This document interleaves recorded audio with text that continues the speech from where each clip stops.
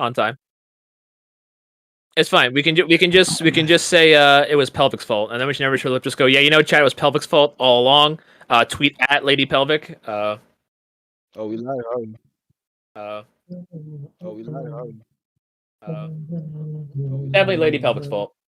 Why did I type what's up Pelvic in the chat? Damn it! Lord. Why does it sound like audio is coming through my speakers? Oh, All right. it is. It's coming through my.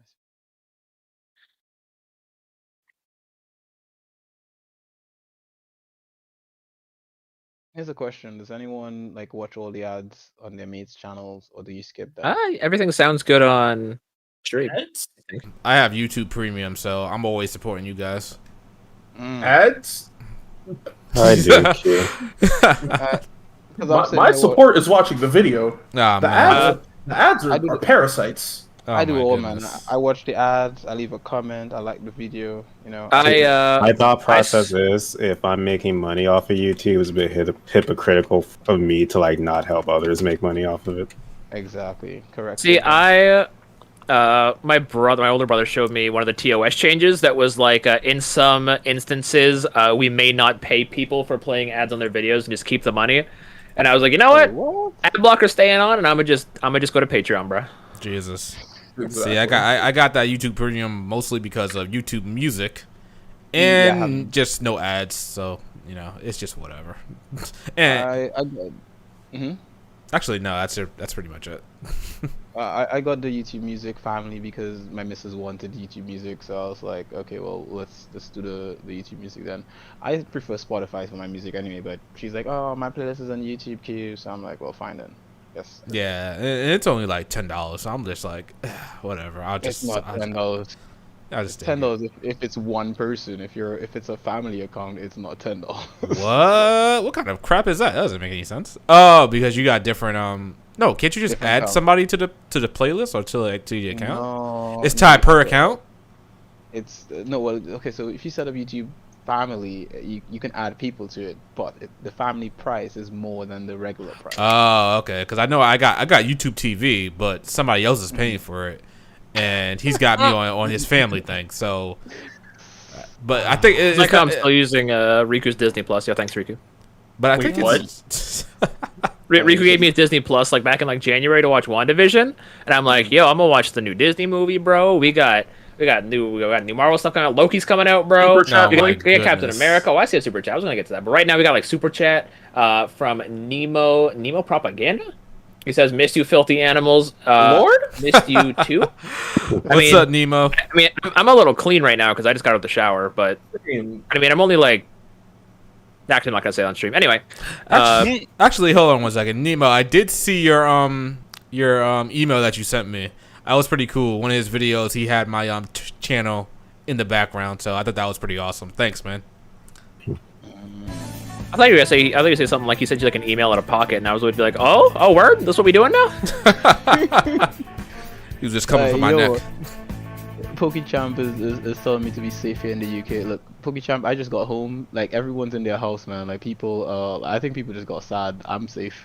I'm sorry. I'm completely, like, illiterate and not keeping up with current events. What's going on in the UK? So, there's a big football tournament that, British people are hooligans for football, right? And so there's this huge tournament that's been going on in Europe, and the UK made it to the finals, and the finals was being played at home on home soil in the UK.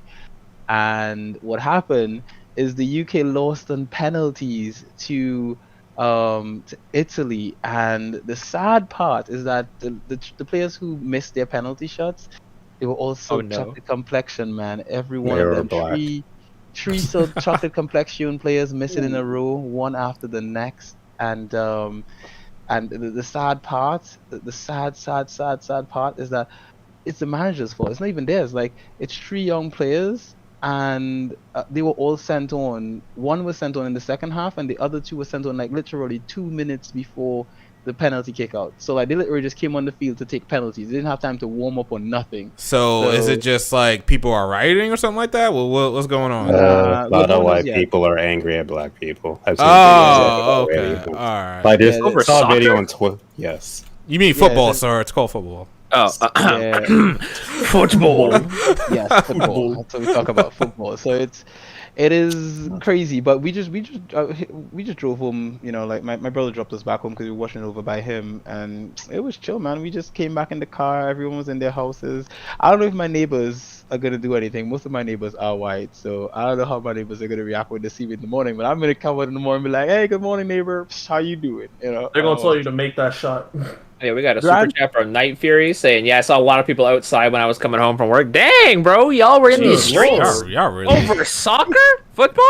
Yeah, this man saying soccer on purpose. Have you ever never seen one of those sports riots? We'll go crazy, bro. Yo, if we can have riots over football, how long before the next Fire Emblem character causes a riot in some city?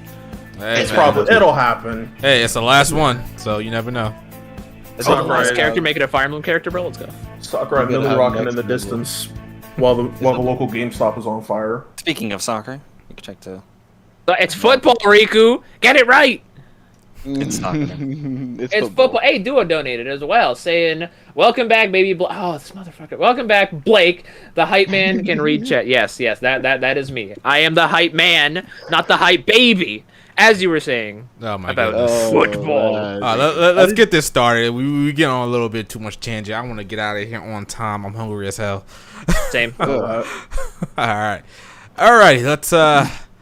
Let's do this. Welcome everybody to HPMP, the JRPG podcast, episode 66. Thank you all for tuning in with us live. Appreciate that. Engage in the chat. You know, be sure to hit that like button as always. That'd be great, you know. Always hit the like button. If you are watching this in post on YouTube, you know, maybe drop a comment and, of course, hit the like button. But if you can't catch us on YouTube and would like to listen on your preferred platform of choice, we are on a variety. We are on Apple Podcasts, Spotify, Google Podcasts, and many more. We try to have an episode out every other week, but, man, stuff just be happening. The holidays be hitting. And, you know, stuff just be happening to me, and I just don't feel like I'm from the podcast. Like today, like I ain't gonna lie, I'm not all there mentally, people. So just, you know, if I'm not, you know, upbeat in there, you know why. Anyway, let's start with our intros.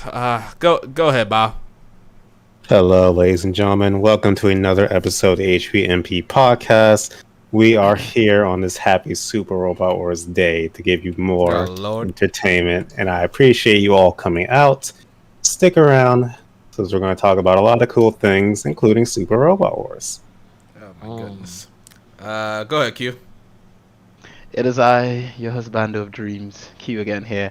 I sound a bit sad because I kind of put my heart into that watching football, and the team that I wanted to win lost. But anyway, that's not the point. The point is we're here for waifus, and of course we have waifus to talk about because, you know, all JRPGs have waifus, and that's just the point. So, and any game that has no waifus is not a JRPG. I've said it here. It's fact confirmed. Not a JRPG.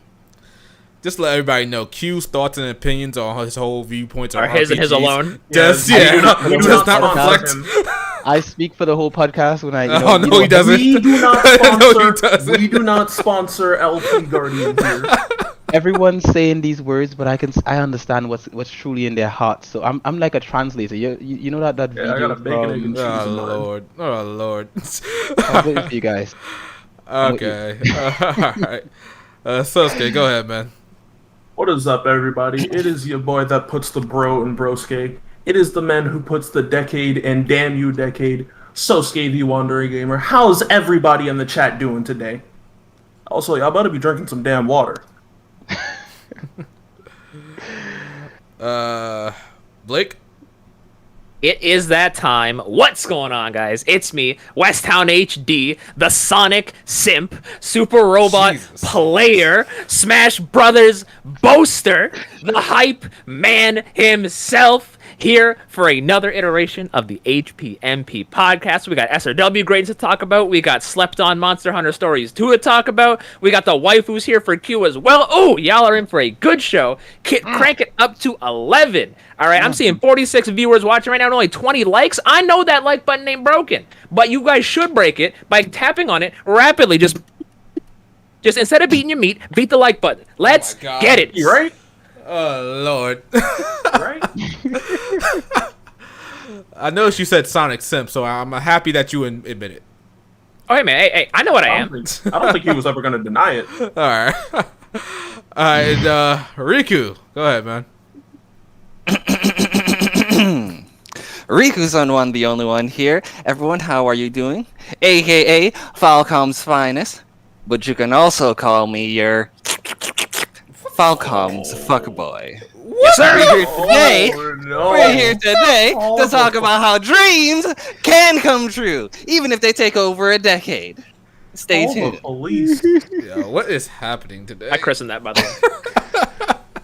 Call several. Let's get it. Let's go, baby boy. Jesus. Alright, and y'all know who I am, Mr. JRPG Shadow Elite, the primary antagonist.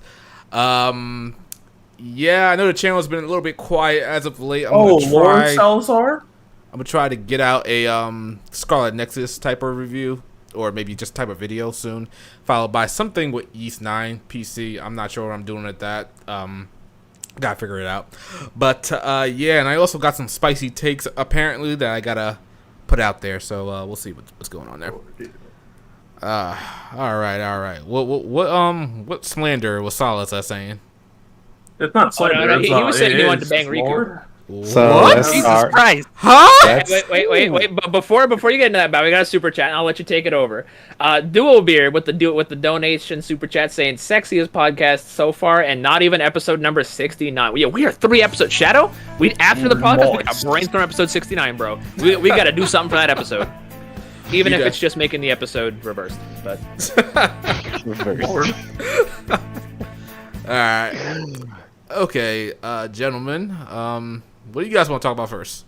I'll leave it to you. Let's talk about the Super Robot Wars slander. I say, do we want to talk about games we're playing first, or do we want to go right into Super Robot Wars? I literally don't even have anything for Super Robot Wars to show. So, I mean, you just use some random footage. We got to talk about things you said regarding SRW. So Shadow done act funny and acted up. This man goofed up. Talk to him, those that don't know, the Super Robot Wars series is one of the longest running JRPG series in existence, and the games usually do not get localized outside Japan because licensing issues here in the West. But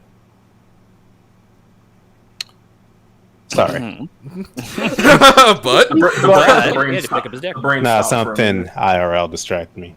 So Shadow claims that if the series was a big deal, they would get localized, which I don't agree with, because as I just said, there is a very real specific reason they can get localized. And Shadow also doesn't think the series is a big deal because, I don't know, he's Shadow, he's weird.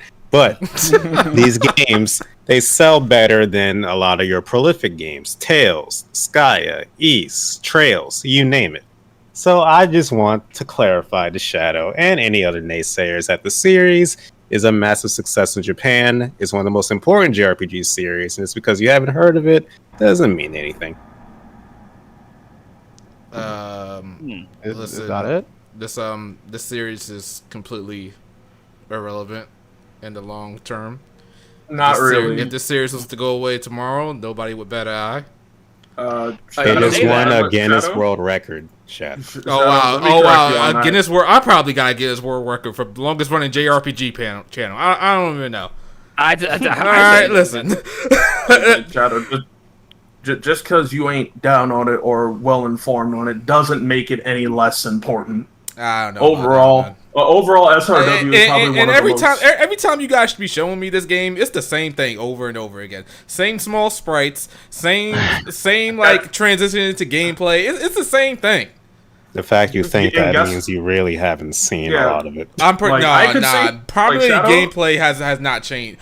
Well, I'm not gonna say gameplay has changed because I have not played it, but how it looks especially when you're going into battle, it's more or less the same. You got the same thing could be said for any strategy-based RPG. Not really. Also, we got a super chat from Dual Beard saying the PS Vita is a massive success in Japan. Irrelevant. He's right, but no, he's right. But yeah, SRW got their 30th game, or is it 30th anniversary or something like that? 30th anniversary game. Oh, so this is way more than their 30th 30th game. So 30th anniversary? so what's going on with this game? Like, how is it different from any other games? Like, what's going on with this one? Or do we not have enough? It's not. We don't know the plot yet because Do they have it's plots? not out. It's a But whole. Yes. yes, And I remember, the story-driven RPG is some of the best out there. I literally remember you guys saying like all the crossover characters are like part of the story. Yes. Which Like, yeah. okay. You don't understand. I'm gonna chalk this off to which be is like a okay, project Shadow. Project. If you don't understand it, play it. It's not rocket science. Yeah. You'll see. But here's the thing, right? I say we for anyone who's a big fan of Super Robot Wars and really wants Shadow to play Super Robot Wars. Q. We open a pot and then donate him a not even like actually if you donate the money he probably wouldn't get it. So like I say Q. Most of these games you can like 40 of them plus you can emulate. Yeah, you just ship him the game. You get him a copy, ship it to his house or a mailing box or something, and then he has to play to that point. Tell you what, I will ship him a USB with like 60 of them on it. I'm good, fam. Just give me the latest game. Give me the best game in the series, and I'll go from there. Best game in the latest game is not the best in the series. That's why I said give me the best game, and I will Now best game that's subjective. Which one do you think is the? Oh, I guess Bao made a ranking video, so I guess we can't spoil that here. But I need to go watch that. I'd say probably the Zero Alpha series.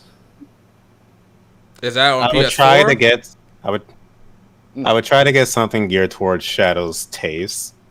So if I had to pick one for him to start with, I would honestly just say V.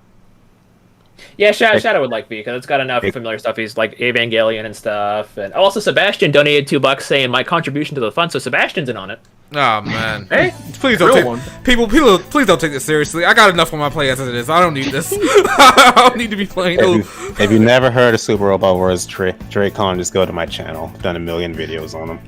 Oh my god! Yeah, you guys definitely check out Bao's channel. He's got a lot of good stuff there.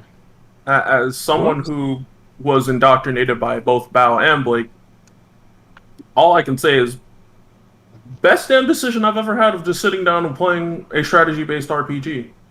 I say, in my opinion, if you have ever played a Fire Emblem game and you like anime, chances are you like anime because you've played Fire Emblem. Fire Emblem is anime.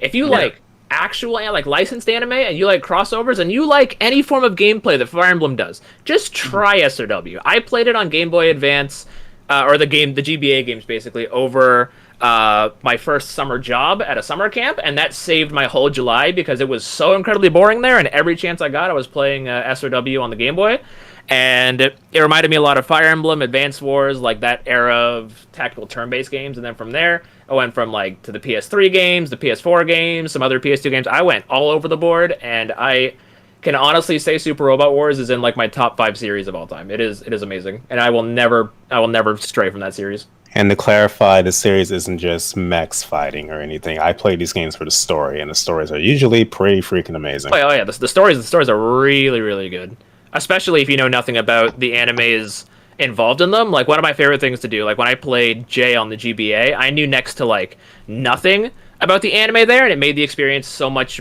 better because you don't know any of their plots, so it's kind of like going in blind to a big overarching story. And Ace donated $2 saying gonna start SRWV on Switch starting next month. You love to see it, Ace. You love to see it.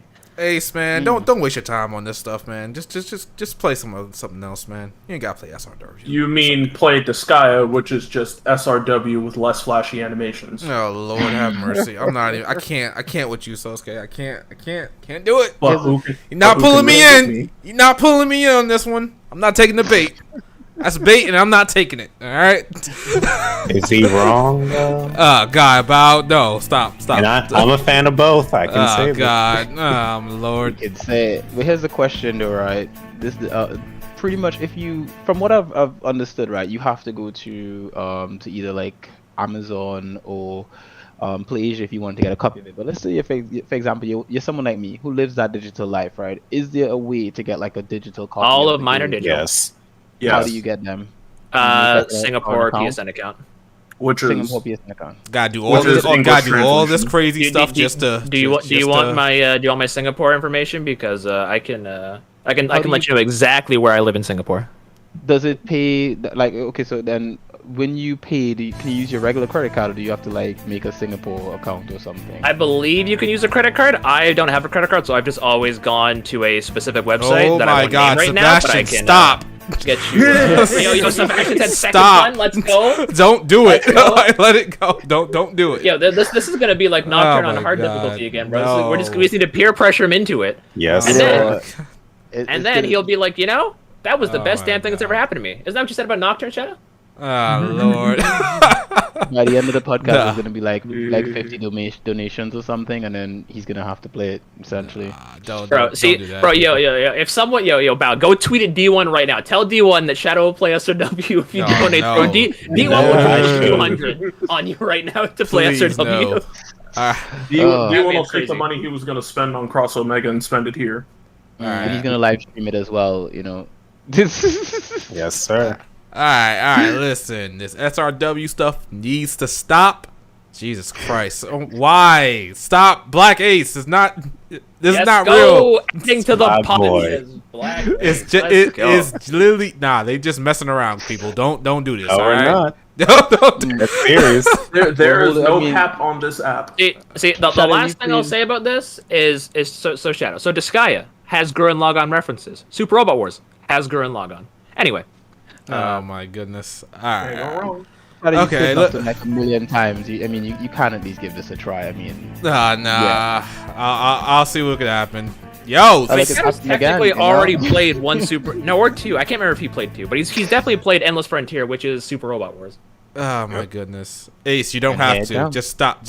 Okay. My Dude. boy End of the Ace. pot. Don't knock until He you knows try what it. he's Ace is doing. out here too. Okay. Yo, Shad's like that guy right now who's looking at vegetables on his plate and going, "Mom, I don't want to eat it." My mom's Basically, going, "Just try it." It's good. They bland. They bland, It's- and you're sitting there staring at the Shadow. screen with the visual novel stuff over and over again. I'm good. That's what I you don't do need- when What you tell I me? don't need- Don't I- you play? Don't you play Ryza? No. Oh my You god. played Shadow. You can't say that when that's a lot of strategy RPGs. Oh my goodness. Like that's most of the genre. two Weren't static you images. fiending over Don't Fire even Emblem look that Awakening? great. Oh my god. Weren't you fiending over Fire Emblem Awakening Shadow? It's my top Yesteryear. 5 JRPGs of all time. Yes, it is. Okay. Which literally does what SRW does. No, it You doesn't. sit there and It look at does. visual No, novel it stuff, doesn't. Not- and not- then you get. Not for a long time like that does. All right. Yes, it does. Oh my god. I've beaten All right. Awakening. Oh, by the One thing I'll way, say about this is that I am looking forward to eventually getting into the franchise. No, don't, When? Riku. I am. Just I myself, don't. I'm looking forward to it. I mean, I'm just saying for just to be quite clear, if you watch the trailer, right, 7 minutes and 5 seconds, and there is a waifu of dreams. Oh, there, God. that's All right, my look- reason. She's All right, we're moving on. I'm just saying, I'm there. We moving on. All right. Next topic. What do y'all want to talk about next? What else has Shadow slandered lately? Oh yeah, goodness. that apt comparison Oh, between Marvel Smash. Ultimate Yeah. and Smash. All right. You so, unearthed 4 years sorry, worth of he said what? information. all So right, to clarify, so Shadow for- Elite says Super Smash Bros. Ultimate is basically Ultimate Marvel vs. Capcom. And I've played that game for 4 years straight, even like an extra 2 when it came out on PS4. That is the most incorrect statement. That is not a take. That is not an opinion. That's an incorrect statement. Y'all done? Can I And- talk now? Go By all ahead. means. Please Can I talk now? explain this heresy. Go ahead. Listen. Justify. Just like what we're going to talk about later with the Switch OLED, Nintendo gets a lot of passes, and I'm sick of it. Yeah, I agree. This What did they get a pass for? With No. Smash? Let me talk. With Smash, if any other company did what Smash did, they would get destroyed. Like if Capcom. if Capcom, Okay, hold on. let me talk. What did Let me Smash do? talk. Let me I talk. want you to clarify that as well. Let me talk. Yeah. What is Smash? If Capcom came out with another Street Fighter game on the PS5, exclusive to PS5 for this generation, and they made it look like Street Fighter 5, got the same stages, got the same characters, all the DLC characters are in there, just call it Street Fighter 5 Ultimate or Street Fighter Ultimate or whatever, they would get crucified for doing that. They've Bring done it, that bring for it, bring it 20 to sta- plus years. No, Yeah. stop this. Yeah, but even if they did, it doesn't make it right. It still doesn't make it right, and people would slander Capcom for doing that. But all of a sudden, You give it you take stages, you take character models, you rework them to some gameplay balances and whatnot, and call it Ultimate for Smash. It's okay because a whole bunch of beloved characters. If you guys can honestly tell me, any other company did what Smash did, and nobody would have said anything. You're acting like Smash Ultimate is a port of Smash 4. It's not. I say, if Street Fighter did that, brought back every single Street Fighter with a bunch of new stages and a new engine on a new console, yeah, people would love that. I'm sure people have been asking for that. Yeah, I'm pretty sure what people have been wanting. I'm pretty sure there is no way people have gotten mad at what's that game called? Blaze Blue for putting in a whole bunch of characters from different fighting games, just putting them in there. No, and although they've been reworked, there's been new stages. No, wait. They've been reworked. They had new characters and all this good stuff, but people were still mad about it because they were just picking those characters and put them in there. Okay. We got a super chat. From Sebastian saying, "Shadow, don't do this. Don't go out like this." Now, let me explain to you the cross-tag situation. The problem with cross-tag is that it was trying to meet a deadline by being at EVO Japan. It doesn't matter. People still got upset about it. So why can Smash do it and it's okay? Shadow, let me explain. People got upset at it because they tried to meet a deadline instead of actually trying to push out a complete game. They cut out 20 characters of a 40-character roster to become DLC, when initially the 40-character roster was going to be all together after EVO. That's the problem there. That's why they're upset. They're not upset about bringing new characters over. People got upset because they copied and pasted a whole bunch of characters from Blaze Blue, whatever that Under Knife in the Birth game, and whatever have you, and they pasted and they sold it as DLC.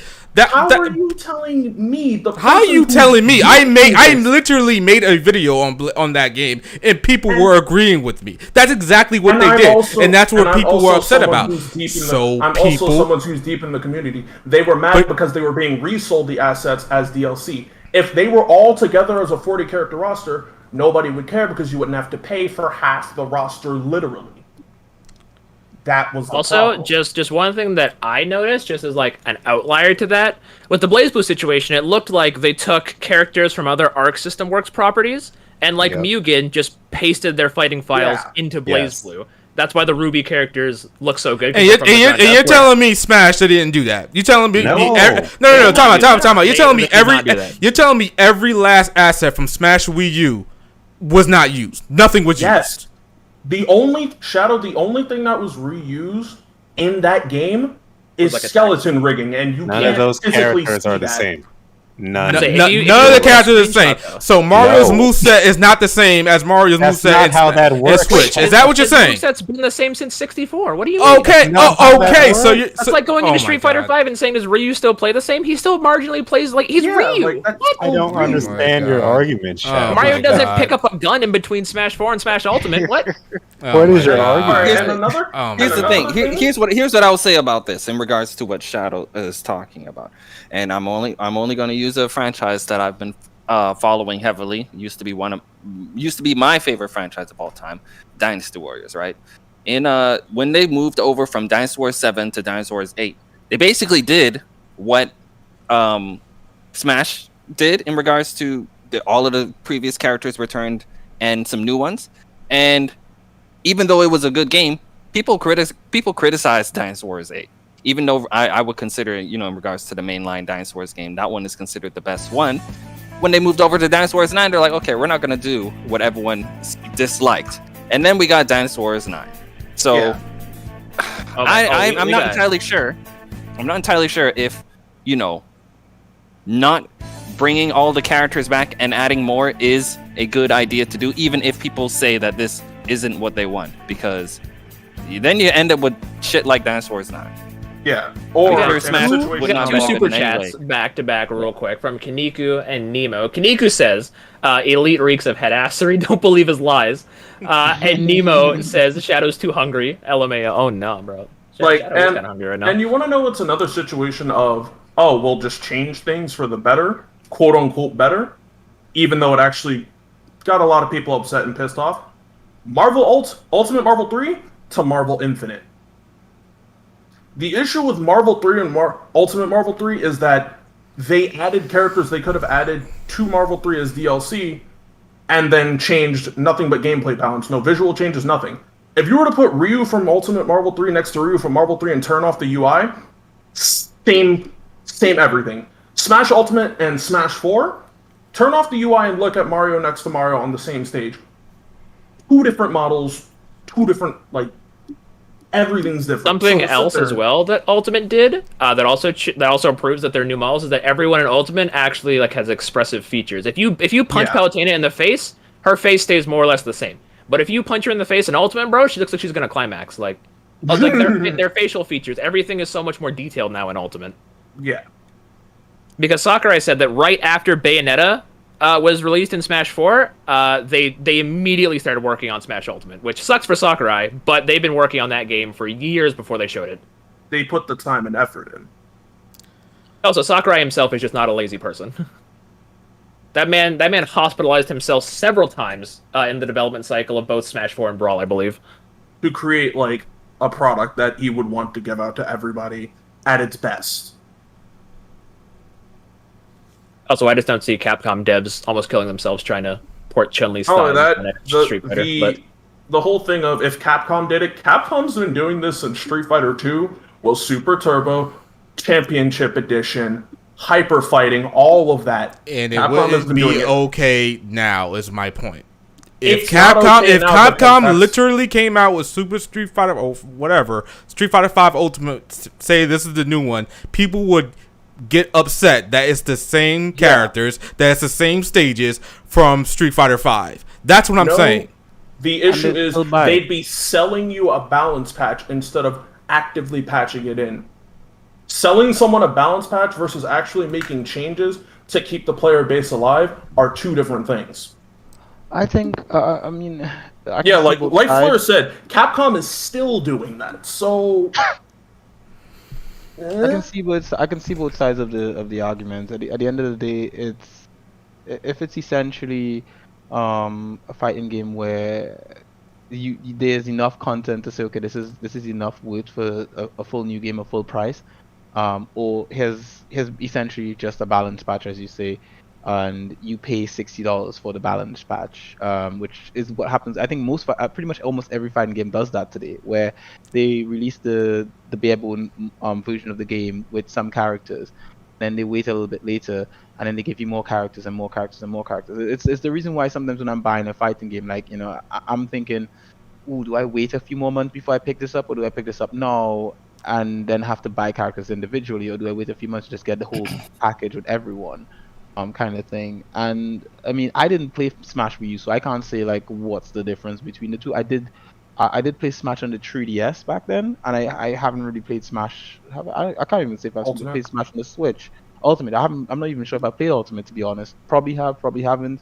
I'm not the biggest Smash fan, but I know with other fighting games, it really annoys me when it seems like they're just doing a cash grab and just sort of just trying to like get you to buy balance patches instead of just like making a new game with better visuals. See, but that's where Shadow's argument falls apart, because Smash didn't do that. Yeah, that's what we're confused about. The game did not do that.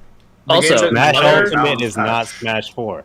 Like Two very different separate things. entities. It still has all the characters from. I guess Smash 4 is the name, not Smash Wii U. It has all the characters from Smash 4 in the base game. It has all the stages from Smash 4 in the base game. Not all the stages. No.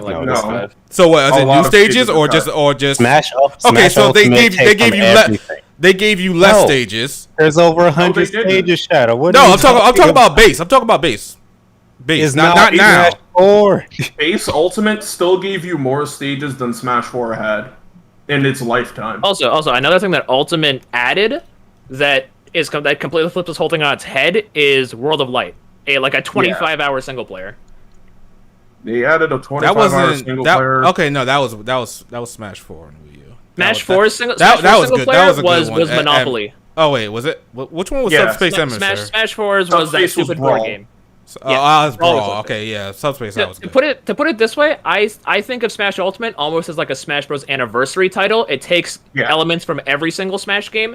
It brought back 64 stages, like Pokemon. What was that? Saffron City. We haven't seen that in any Smash game since 64. That is a fully brand new stage. We haven't seen that since 64. All new assets for that. The World of Light, all those spirits, they've got like over like 1,000 or 2,000 spirits in the game, I think. Now the things that every Smash game has is, of course, classic mode, like sudden death, team battle, like your standard Smash Bros. Features. But they even added new items too, like new items. Oh, like I will think say the best thing to compare Smash to in terms of what it did over time is King of Fighters, because KOF, they usually have a dream match game where it combines and adds mechanics from previous games on top of a unique system mechanic to go with that. Smash Ultimate is effectively like the KOF 2002 UM. It has a lot of things from previous KOFs that people like, on top of some newer things that give it its own sense of meta and approach to the gameplay. Because you can't play 2002 after playing 2001 and going, oh, this feels exactly the same, and then you're like, wait, why does this feel different? Like, no. I just have a hard time believing if any other company did what Smash did, they wouldn't receive a pass. SNK does that. That's the issue. I'm sorry, what? Say that again, Bob? They didn't do what you're accusing them of doing. That's the issue. But no. Even okay, they didn't do what they're accusing them to do. But if they literally just came with the same characters and it looks relatively the same, any other fight will receive some type of flack for it.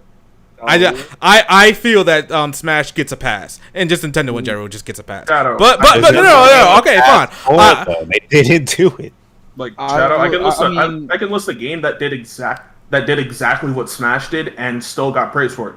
Tekken Tag 2. It came out right after Tekken 6, added more characters on top of the ones from Tekken 6, new stages, and ways to approach combat, and people loved it.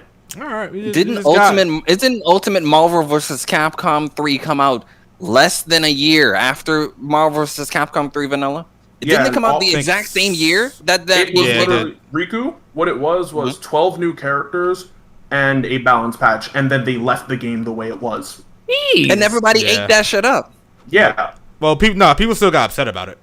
People got upset about it, that it came so quickly, but I still know a lot of people that fucking love Ultimate Marvel. Unfortunately, it like in the long run, it was still a good game. But at the time, people were upset that they were doing it. But yeah. All right. In short, just the final thing I'll say about it. I don't give Nintendo a pass, even if it seems like I do. Age of Calamity, I will tell you straight to your face. Age of Calamity is one of the worst games I have ever played. I come to Nintendo, like, I know it seems like I'm a huge Nintendo fan. I'm a Nintendo fan. I love Nintendo. But because I'm a Nintendo fan, I expect, like, a certain level of quality. I don't know if that makes me entitled, but there's a certain level of quality I expect from Nintendo. Age of Calamity fell super flat for that. ARMS, I tried ARMS. I played ARMS. I wanted to love ARMS. Best thing about ARMS was the R34 that came after it. But aside from that, Animal Crossing, I was like, this looks stupid. I don't want to play that. I was like, Shadow, like, this game looks stupid. And then I played it, and I was like, damn, Nintendo, this shit where'd those 1,000 hours go? Like, Nintendo is, like, on a case-by-case basis for me. I know for a fact, if Nintendo did a Super Smash Bros. 4 Ultimate on the Switch, I'd buy it just because I don't have to play it on Wii U, which is already a big plus for me specifically.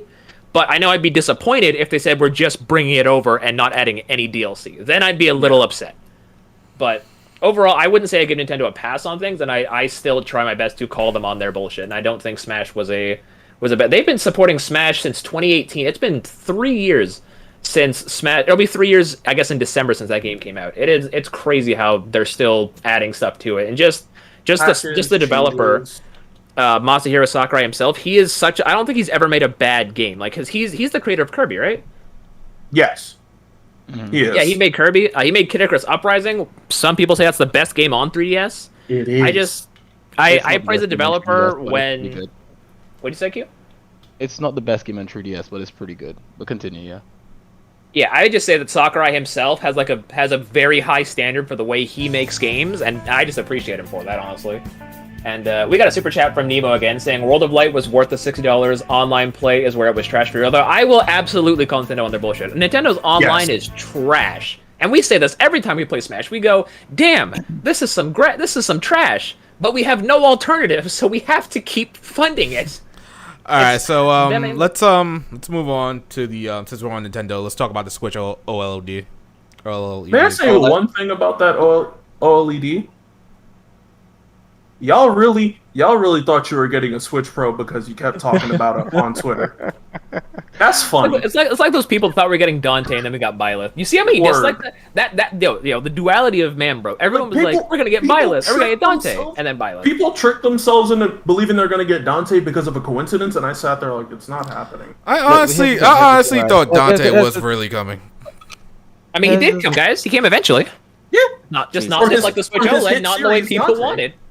The thing with the Switch Pro though is that it's not like people fool themselves into thinking there was a Switch Pro coming. It's like Nintendo does this all the time. They release consoles in portions that they'll give you one version and they'll give you another version. It's not just them. Sony does it. Microsoft does it. They all do it. They all give you like a base version and then they give you a more powerful version. And just given the amount of time that the Switch has been out, the generation and everything like that, the consideration was that they would think it would make sense to put a console around now because of the fact that the new PlayStation is out, the new Xbox is out, so it would remain relevant because developers aren't going to keep making games for a platform after a certain amount of time. And these not all of them. Third parties are going to start thinking, okay, we're going to have to phase this out as the PlayStation 4 and the Xbox 360, the Xbox One become irrelevant. At that point in time, it's going to be a point where the Switch is going to be considered irrelevant, not for everyone, but specifically for developers that are developing for the next generation, because it's just not going to make sense to develop for the Switch at that point anymore. And without having a little bit more power, that at least the developers can say, okay, we can make a reasonably good looking port. At that point in time, it just makes no sense. So it's not that people got their hopes up without anything to back it up. It's not like Nintendo didn't actually say like, hey, we're making a Switch Pro. The thing is that people were hoping for a Switch Pro because of the fact that it just makes sense right now to have a Pro console specifically for reasons like that. Games like Disgaea 6, we all played Disgaea 6, and half the time when we were chatting in the chat, everyone was complaining about frame rates. Like everyone was like, oh, the frame rate isn't that perfect, right? We were all having these conversations. We were all thinking it would be better if the frame rate was just a little bit better, or it would be better if it was on the PlayStation 4 or whatever have you on the PC, right? That's the reason. It's games, it's things like that. It's not like all Switch games run like shit. Switch games run generally well for the Switch most of the time, but you do have those games that you could just say just a little bit more power would have made it a little bit better, would have made it run a bit smoother. And that's why people were hoping for a Switch Pro. At least for me, that's what I was hoping for. And I'm sure most of the chat can back me up. My counter argument to that would be, to get your hopes up due to technical issues on a game, you have to remember that it's not just about the manufacturer of the console itself. It also has to do with the company in question who's developing it for said console. So to sit there and have your hopes up because of, oh, this needs a little more power, you have to put that in check and realize just because it needs a little more power doesn't mean it will get that. Okay, yeah, it may make sense to develop for the quote-unquote next generation, but the Switch sells so well by itself that that third-party developers will keep making games for it alone because they know how many people have Switches and they know how many people will get the game for their Switch just to have it instead of to actually play it. The thing is that yes, developers will make they'll make games specifically for the Switch, but it's the same thing like with the 3DS. The 3DS was selling buckets at a point in time, and developers did make games for it. But at some point, it gets to a point where it's just like you just have to make for what's next. You have to think, okay, what are consumers going to be buying in the future? What are consumers going to be expecting in the future? And not just that, but you have to consider budget. If I'm a developer and I have a limited amount of budget to make a game, and let's say I'm making, I don't know, the next Fire Emblem, or the next actually no, Fire Emblem is a bad choice because that's Nintendo. Let's say I'm making the next Monster Hunter or something, or I'm making a Street Fighter game, right? If I'm making a Street Fighter game and I have to choose to put it on the Switch and it may not run really well on the Switch, it just wouldn't. And you've heard developers say that. You've heard developers say, yeah, it's just not going to run on that platform, so we're not going to make it for that, right? Because people ask me, they're like, oh, why don't you put it on this platform? And they're like, well, we'd love to, but we can't. And the architecture of the next generation of consoles is different. Even like, for example, when you consider the fact that even with Windows 11 coming out, everyone's saying, oh, things are going to be on a different level when that drops. Systems before are going to have a problem running the operating system. It's the same with games. The minute that they actually start putting their leg down to make next generation games with the kind of processors we have now and graphics cards we have now, the minute that devs actually start doing that, consoles like the Switch are going to be irrelevant. It's just a fact. I mean, in the sense that I would still play my Switch, and there would be games on it and stuff like that. It's just not going to receive the amount of support it's receiving now. And I'd say give it about a year or two, and that's going to happen. A good year or two of proper development for PlayStation 5 and Xbox Series X. And I think what's really held it back a bit is because people can't get those systems right now. The minute people can actually purchase those systems and that anyone can have it, that's it. It's over for the Switch. We got a super chat. I really don't agree with that. I do not agree with that at all. Go ahead, Blake. We got a super chat from Acebreaker saying OLED Switch, nobody silence. Q, let's have a talk. And actually, Q, just to talk about what you were saying for a second there. So there's actually a rumor going around, because I don't know if you guys remember, there is actually, if you data mine Switch updates, you find remnants of something about 4K dock and whatnot. So apparently, what the big rumor and theory is that because of the chipset shortage in the world, Nintendo couldn't get their hands on enough chips to actually make a newer Switch. So they went ahead and instead of trying to delay a newer Switch, they just went ahead and made like an XL model or something like that, which is what this OLED is. And apparently the OLED like skeleton could be what a Switch Pro is supposed to look like. It just doesn't have the more powerful chipset. Okay. That makes sense. Which I mean, kind of makes a little sense in the grand scheme of things, because it looks like a new Switch, kind of. Like it looks like when you look at this, you're like, oh, that. It's like when you like look at two phones side by side, and you're like, oh wow, this one must have a better processor, right? And they're like, nope, it's the same one. And you go, huh, that's kind of weird. But overall, I don't think the Switch will die because, if anything, I'm curious to see what third-party sales are like on the Wii U, or not Wii U, sorry, on the Switch. We didn't have third parties because I know at least a lot of people that come to the store I work at specifically, they're like, okay, so I have a Switch and I've got something else, another console or a PC. I buy a Nintendo Switch for my kids, for my family, for those family games, those Nintendo games. I can play everything else elsewhere. Yeah. I don't know how many people specifically go to Switch, like, because y'all saw how The Witcher is on Switch. People actually buy that. I sold a copy of The Switcher last week. And I'm like, in my head, I'm like, I want to tell this person what they're getting into, but you know what? I can't. I got to make that money. So I was like, all right. So this is the Switch. This is The Witcher. Runs really great. Because she was talking about. She's like, I really like Breath of the Wild. What do you have that's similar to that? I was like, okay, we got Witcher, Skyrim, that sort of thing, open world. Like, yeah, I really like the Witcher show, so I want to play the game. I was like, okay, yeah, go for that. She also said she plays on handheld specifically, like all the time. So like, okay, that's good because you won't notice a whole lot of flaws in handheld as much as you would on TV. But I am curious what games, because I think specifically third parties. I'd imagine third party people like. Well, I'm not going to use Riku as an example because Riku's a weirdo that doesn't use a Switch. But I'd say most people probably buy their stuff on PlayStation or Xbox, and then or even PC. And then if they want to. Like, if they want to play, like, the Mario or the Zelda, like, games they know are made for Switch, they're like, okay, I'll go pick it up on Switch. Like, Mario Golf's load time, you would think the Switch has an SSD. That game loads things instantly. Like, it's lightning fast. And I don't know how Nintendo did that, how Camelot did that, but... It's solid state, though. It is, because it's on an SD card. An SD card is solid state, so, yeah. Is it? That's what an SD card... The whole point of solid state means that there are no moving parts in it. It's a chip. It's not...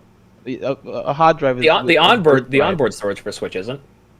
It is. It's an SSD. There's no disk drive in the Switch. You only have two types of drives in the world. There's solid state, which is a physical drive that does not have any moving parts in it, and then there's an actual. I mean, technically it's flash memory, but it's still solid state. And then you have what do you call it? A hard drive that's like a spinning disk inside of it. The Switch doesn't have hard drives, and it's flash memory essentially. So it's solid state. At least that's why I would say so. But I mean, that being said, the Switch it is, I think if you look at like I look at Facebook Marketplace from time to time, and there's certain games that never go on sale. Like everywhere, everyone knows these games on Switch games. Like Nintendo games never go on sale. You have to pay full price for that shit. And then there are some games that they just go on sale the week after, and it's usually third-party games on Switch. They usually go on sale like the week after they've come out. Someone buys a copy, and then they just want to get rid of it, and they can't really get their money back from the store, so they put it up on sale for like $20 or something. So, yeah. All right, Riku, Bao, anything to say about the OLED? My opinion, honestly, Can't really be mad. There's no Switch Pro, so you never promised one. That's just my thoughts. Yeah, we can want one. Sure, we might need one, but yeah, you can be disappointed there's not one. But to actively be mad at Nintendo and like curse them and blah blah blah, I don't know. I feel like that's just a bit illogical. If I may say something about that, this is something I said in the HMP chat before. You don't owe the company anything, and the company doesn't owe you anything. You getting mad is basically saying they don't owe me anything, but we should have this. The "we should" is implicative of they owe us this because it's because X, Y, and Z reasons. When X, Y, and Z is just you trying to justify saying they owe us this because I'm a customer. Customer or not, they don't owe you shit. What about the consumers always right? What about actually wanting? More from the manufacturers that sell you stuff? What about saying, hey, you know what? You can want that. You can want that, but you're not gonna get it. And how often do companies actually think about the consumer when they do these things? I feel like, I don't know, just me personally, I feel like a lot of companies don't give a shit about the consumer. Like Nintendo is one of those companies where it's like, you can talk up a shitstorm on Twitter, on Facebook, on Reddit, on wherever on the internet, and they won't care because you aren't louder than the money that they're making. And so remember how next gen games got raised in price? Remember how Xbox tried to double the price of their online? The point is, these things happen because people buy. If people said, hey, you know what, if all the people who were so vocal about these problems didn't actually just go out and spend the money the day after they've complained about it, companies would actually listen. Think about it like this, right? In the sports genre, most sports games, the people who play those games complain all the time about the games. They're like, oh, it's the same thing every year. These are problems. Like Pokemon. Like Pokemon. And the thing is, they complain so hard. You could just count it, like go the day right after FIFA launches, and you see people complaining about the game. All of those people have bought it. They're all complaining in the comment section. You see like 50,000 thumbs down. It's the most thumbs down game or whatever have you at that point in time, and yet it's the best selling game of that month because of the fact people talk shit and then they just spend the money. Companies don't care about what you say; they care about where you stand. And the fact of the matter is that Nintendo will not make any changes because people still buy their stuff. It doesn't really matter. If I may read what Ricardo Belmont said in the chat, companies are entities. 1, protect the brand. 2, profit. 3, follow what's trending. That's what they do. You can't get mad at a company like it's a person because what are you going to do? Tell them to stop? The entire company is just going to brush away whatever little snide internet comment or email you sent them being pissed about their business practice and then keep making money because, again, your voice isn't louder than the money they're making. And also, Nintendo's way... You could sign a petition and it won't matter. Nintendo way of, like, coping with, like, bad sales, if you will. I don't even know if they have a method for doing that because the Wii U was a sinking ship. Instead of, like, trying to make, like, a Wii U 2 or, like, a Wii U Pro, they were like, okay, let's just go make a whole new console and screw everyone that bought one of those. That dog shit. Like, exactly. They, like, for example, like when 3DS, I guess 3DS was always doing great. They made like a new 3DS and 3DS XL. When they made the new 3DS, they went for the more quote unquote powerful option. Only like not even third parties didn't even use that more powerful option. The only new 3DS exclusive games were like Xenoblade, Minecraft, and like 5 other things. But aside from that, even Atlas, like Persona Q2, I think is one of the best looking games on Switch or on 3DS, is what I'm told. And that runs perfectly fine on regular 3DS. So like third parties didn't even care about having more power in that situation. Yeah, like I think that problem was because of the timing. I mean, if you take too long to give third parties power, at that point in time, there's no time to invest. They're already looking at what's coming next. The new 3DS at the time, like the new 3DS came out long before those games, like before new 2DS and new 2DS XL. Companies didn't use that because they didn't care about it. They were able to, by the time of the new 3DS, they were able to easily optimize the technology and whatever was being put onto it pretty easily. But then that's the other thing too as well, is that if you have to consider like how many systems have actually are used by people. So let's say for example you have like the PlayStation 4 and the PlayStation 4 Pro. How many people actually bought a PlayStation 4 Pro compared to how many people bought a PlayStation 4? So if you're a developer and you consider, okay, this is the market. You know, I've got like 50,000 PlayStation 4s in the world, and obviously it's like billions, or millions or whatever have you. But let's just make it smaller. 50,000 PlayStation 4s in the world, and then there's like 10,000 PlayStation 4 Pros. you're not gonna focus on making graphical enhancements. At least most devs would probably not do that if they don't have the budget to focus on doing the pros. They would just make something that could work broadly across everything, and maybe have a couple upscaling features specific to the pro. That's about it. The upscaling thing, that's something they would like patch into the game itself, but they wouldn't outright make a new game for it because they know nobody's probably not going to buy an entire new game when they can just make an easy patch and an easy fix for whatever's already going to the 1.5 version of it, basically. Exactly. Riku, you got anything to say about this? Not really. I mean, good for the Nintendo guys if they're gonna go out and fucking buy it. As Blake says, I'm a weirdo. I barely used my regular Switch. How's that Vita, Riku? Riku's kissing a Vita right now, and while we're talking about this Nintendo talk, saying like, we don't have these problems, baby. Maybe he's looking at his OLED Vita like, we did it first. Lord have mercy. Falcom's horniest on the TL. Let's go. Oh my god. So yeah, for this new model of the Switch, I don't think we were crazy for expecting something with more power. At the very least, I don't think it was a little bit out there to think that the Switch could output maybe 4K. I think it probably can on a dock, maybe, but consistently, I don't know about that. But yeah, like I said, nobody's crazy for thinking that this might have been a more powerful Switch, on some way, shape, or form. There were a lot of credible sources out there that pointed to it, like Bloomberg and such. Crazy how all of them said that we were gonna get a 4K Switch, and now they're all silent. Yeah, they all left. But all those I actually, online, I would see that a lot. Just people going, but the insider said this. The insiders know a lot, but do they know more than the company? But it's crazy how the Vita can have an OLED screen. Nobody even really bats an eye at it, but Nintendo comes out and does it it's amazing. The Switch didn't launch with a what's that thing called, a LAN port.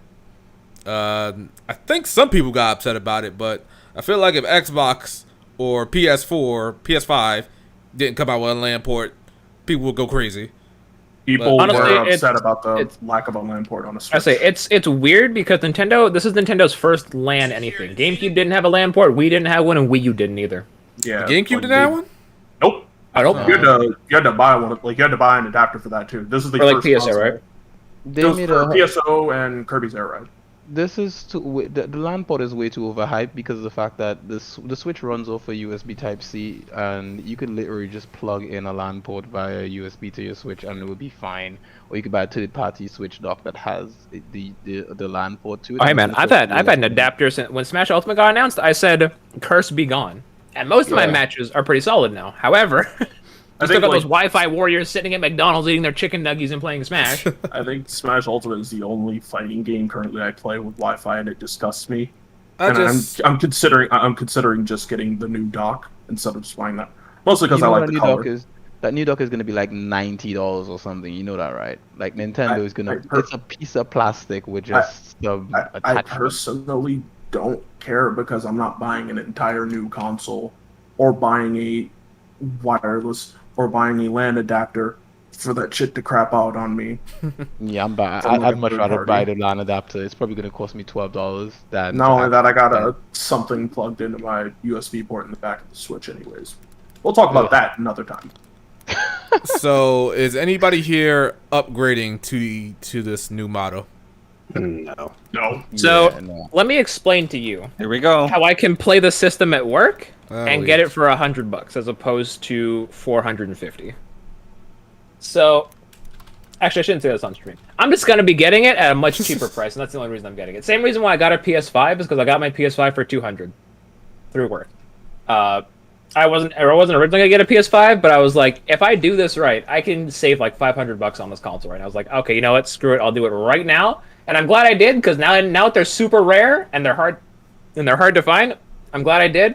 Also, not even just because it's cheap, but also just because I play my Switch a lot in handheld mode.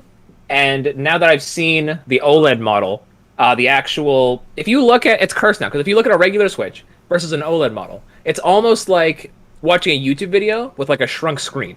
It's horrible, and I can't unsee it, and Nintendo ruined that for me. So it's almost like a placebo effect. And yeah, the brain tricks itself Yeah. after acquiring something else.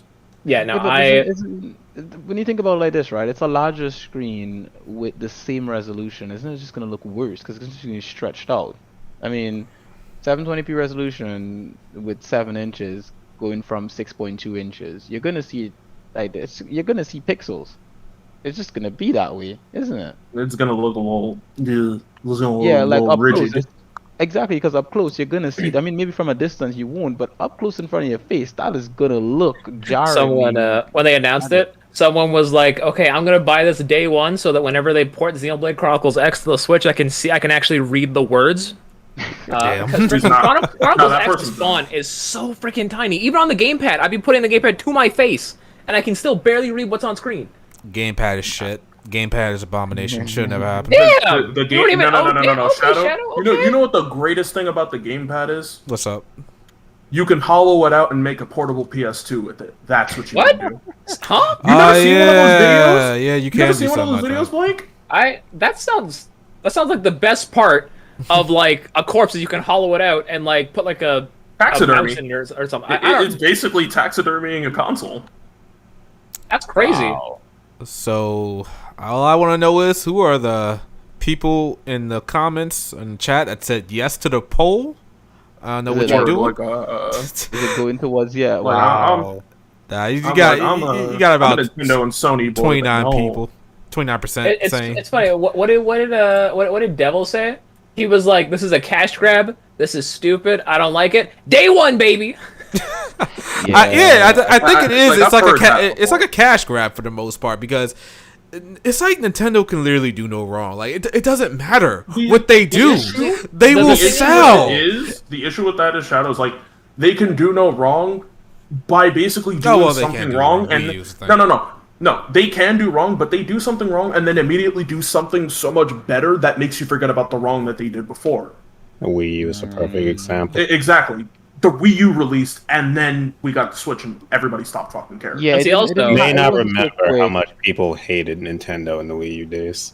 Like, It wasn't so quick though. It's like the Wii was out for a while. Yeah, exactly. It took a while for them to come out. That thing was slowly dying, and Nintendo was like, "Nah, it's alright. It's I okay." think, Okay, wait, the now it's getting hatred dying. for I think the hatred for it like got masked by like a lot of good games that came out of it. Yes.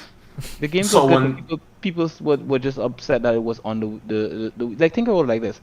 My favorite Zelda game was released for the Wii U, right? That's Wind Waker. They Breath have of the not Wild? told that- Oh, I'm sorry. Go ahead. Wind Waker, Breath of the Wild. What are you talking about? Technically, it's a I Wii got U a game. I got a Wind funny Waker, story about Breath son. of the Wild for y'all. But the thing is that there's a lot of Wii U games that launched for the Wii U that were good games that were just on the Wii U, and people keep saying, "Hey, bring it to the Switch, bring it to the Like Switch." Fatal bring it Frame. to the Switch." They haven't done it yet. They're just the thing Nintendo be Nintendo. They either drip feed it, or they just don't do it. And another thing, think about what happened with Mario. What did they do with Mario? Right, that's a shit move. Gave you the game for a few months and say, okay, we're gonna just take it away from the store. Even if you said you I weren't don't gonna print any more physical copies, why are you taking it away from a digital Dude, store? did you there's see no like the problem? relisting for that physically? Did any of y'all? I saw that. Yeah. That Damn. was The Breath of the that Wild is- slander in the chat. Jesus. it Mediocre. is. That's just anti-consumer. That's just essentially that is an anti-consumer move to just Oh, yeah. do that. And It that's is. the point. The point is that is what Shadow is saying is that Nintendo can do no wrong. Like people will still defend them even if they're very anti-consumer in some of their practices. Not all of them. They do good things and they do make great games, but they do some very weird anti-consumer stuff. And it's like, what Also, the I think the issue there is that people care more about the game, like just the actual video game they're playing. That's than true, the overall Sosuke. practices. You got a point, but let me ask you guys this: was what Nintendo did with Mario All Stars, was that anti-consumer? Oh yes, 100%. Oh, they were pressuring you, saying, if you want to ever play Mario Sunshine on this console, bro, you better buy it within this time frame, or buy it from a scalper later at 3 times the price, because we might sell it separately, but you don't know that, so we playing chicken. Who's gonna bow out first? I'll take that $60 now, thank you. Like I remember my mom messaged me about that. She was like, so if you were to like, would you get this? I'm like, no. I've already played those games and I can play them now on my computer. I feel like limiting them is kind of dumb. And she was like, but you still like them, right? Yeah, I'll just play them on my computer. I'm not gonna fund a business practice like reselling something for a short amount of time only to then tell anybody else who didn't get it to piss off. I feel like that's dumb. Okay. Yeah. Also, Shadow, something that I will still to this day slander Nintendo on. The Wii U right now is a fantastic legacy console. Like with their Virtual Console, it is the best way to, if you want to play like emulate DS games, Game Boy games, Wii games. With the hacked Wii U, you can do GameCube games. They have so many through their Virtual Console. When Switch came out, we were all like, okay, Virtual Console will be in a couple of months. And it's been like 3 years now. And they're like, yep, we're still just going to... No, it's been 5 years now. And they're like, we're still just going to drip feed you shitty NES and SNES game that no one wants to play. Like, what was that one game? Like, Pogo's Palace or something stupid like that on SNES. And Riku was like, oh, that game is litty. I can't remember which game it was, but... I honestly thought you were going to say the Wii U is a fantastic, like, dust collector. Because that's so like, what it is. No, I have an Xbox One X for that. Damn. But 1X, like Jesus. I said, the Wii U, like if you want to do the regular thing, the politically correct thing, and you want to pay Nintendo for these ROMs you can play on your TV, like Golden Sun, Advance Wars, the classic Fire Emblem. You can even play Skyward Sword on the Wii U. Exactly, all of those you can play those on the Wii U. And on the TV, one of my friends was saying that they actually have it's like fully emulated. Like they've got save spots, like save ports. You can make save states and stuff, and you can play them on your TV, on your gamepad. That would be amazing to have Switch if they had a library of just a back catalog you could just play. Like instead of like playing a Game Boy game like on your computer on an emulator, you could just play it on the Switch on the go for like $15. So you could put it on your phone, either or. But Nintendo Virtual Console, I always thought that was something that was going to come over. And then when they announced they weren't going to bring it over, it's like, okay, that's kind of weird. I don't like that, but I'll give their Nintendo Switch Online thing a try. It's been so long, and they've got like 5 or 6 good games for NES and SNES on there between the two of them. And the rest, I'm like, okay, these are all like, what the hell are you doing? Like, move on to N64 GameCube already, because it seems like Nintendo gets up to a point where they re-release, like, even with the classics, we had NES and SNES Classic, no N64 Classic. We have NES and SNES games on Switch Online, no N64 games. They get to like a certain point and they just stop. And I want them to go beyond that point, but yeah, I'm still kind of irked about that. Okay. All right. I think that's I think we're good on the Switch talk for the time being. So chat. Yes, dog, for real. Scarlet Nexus is good. So chat. Let me ask you guys. What do you guys want to talk about next? You want to talk about Legend of Heroes getting a whole bunch of localizations, or should we go into Monster Hunter Stories too? Legend of Heroes first. Let's save the best for last. Man. But Sosuke, Crossbell is the best. Just ask Acebreaker 7 in the chat. Isn't that right, Riku? Yes, Acebreaker. Yes, let's see how he's doing. Shadow, I need you to unmod Riku in your chat if he's a mod right now, because he's about to act up. He's about to act up real fast. Where's my calendar? Let's see how many more months. No. He said calendar. Okay, I think it's gonna be we're gonna talk about the Trails talk next. I think that's what the chat wants. Let's talk about the these localizations. Riku, you wanna talk about like how all the announcements and whatnot? I can't. I haven't been following. Go ahead. Okay, so they, announced that NIS press conference that was happening. That following Thursday we were going to. We had our previous episode of the HBMP where they announced that the Crossbell games, Trails to Zero and Trails to Azure, are finally being localized after a decade of not being localized. And it's great that they're finally coming over, and the fact that a whole ass decade. Jesus, go ahead. Yeah. I think it would be actually no. I think it would be one more year. It would be a decade, because I think Azure came out in 2012 in Japan, so we're 1 year off of a decade. But I mean, here's the thing: by the time we get Azure, it would be over. It would be a decade, because I think what we're getting that one in 2020, 2023 or 2023. I thought. Yeah, what the hell is that? Like, why are they taking forever with this? Don't make no sense. But continue. Go ahead, continue. I'll go on about that later. Yeah.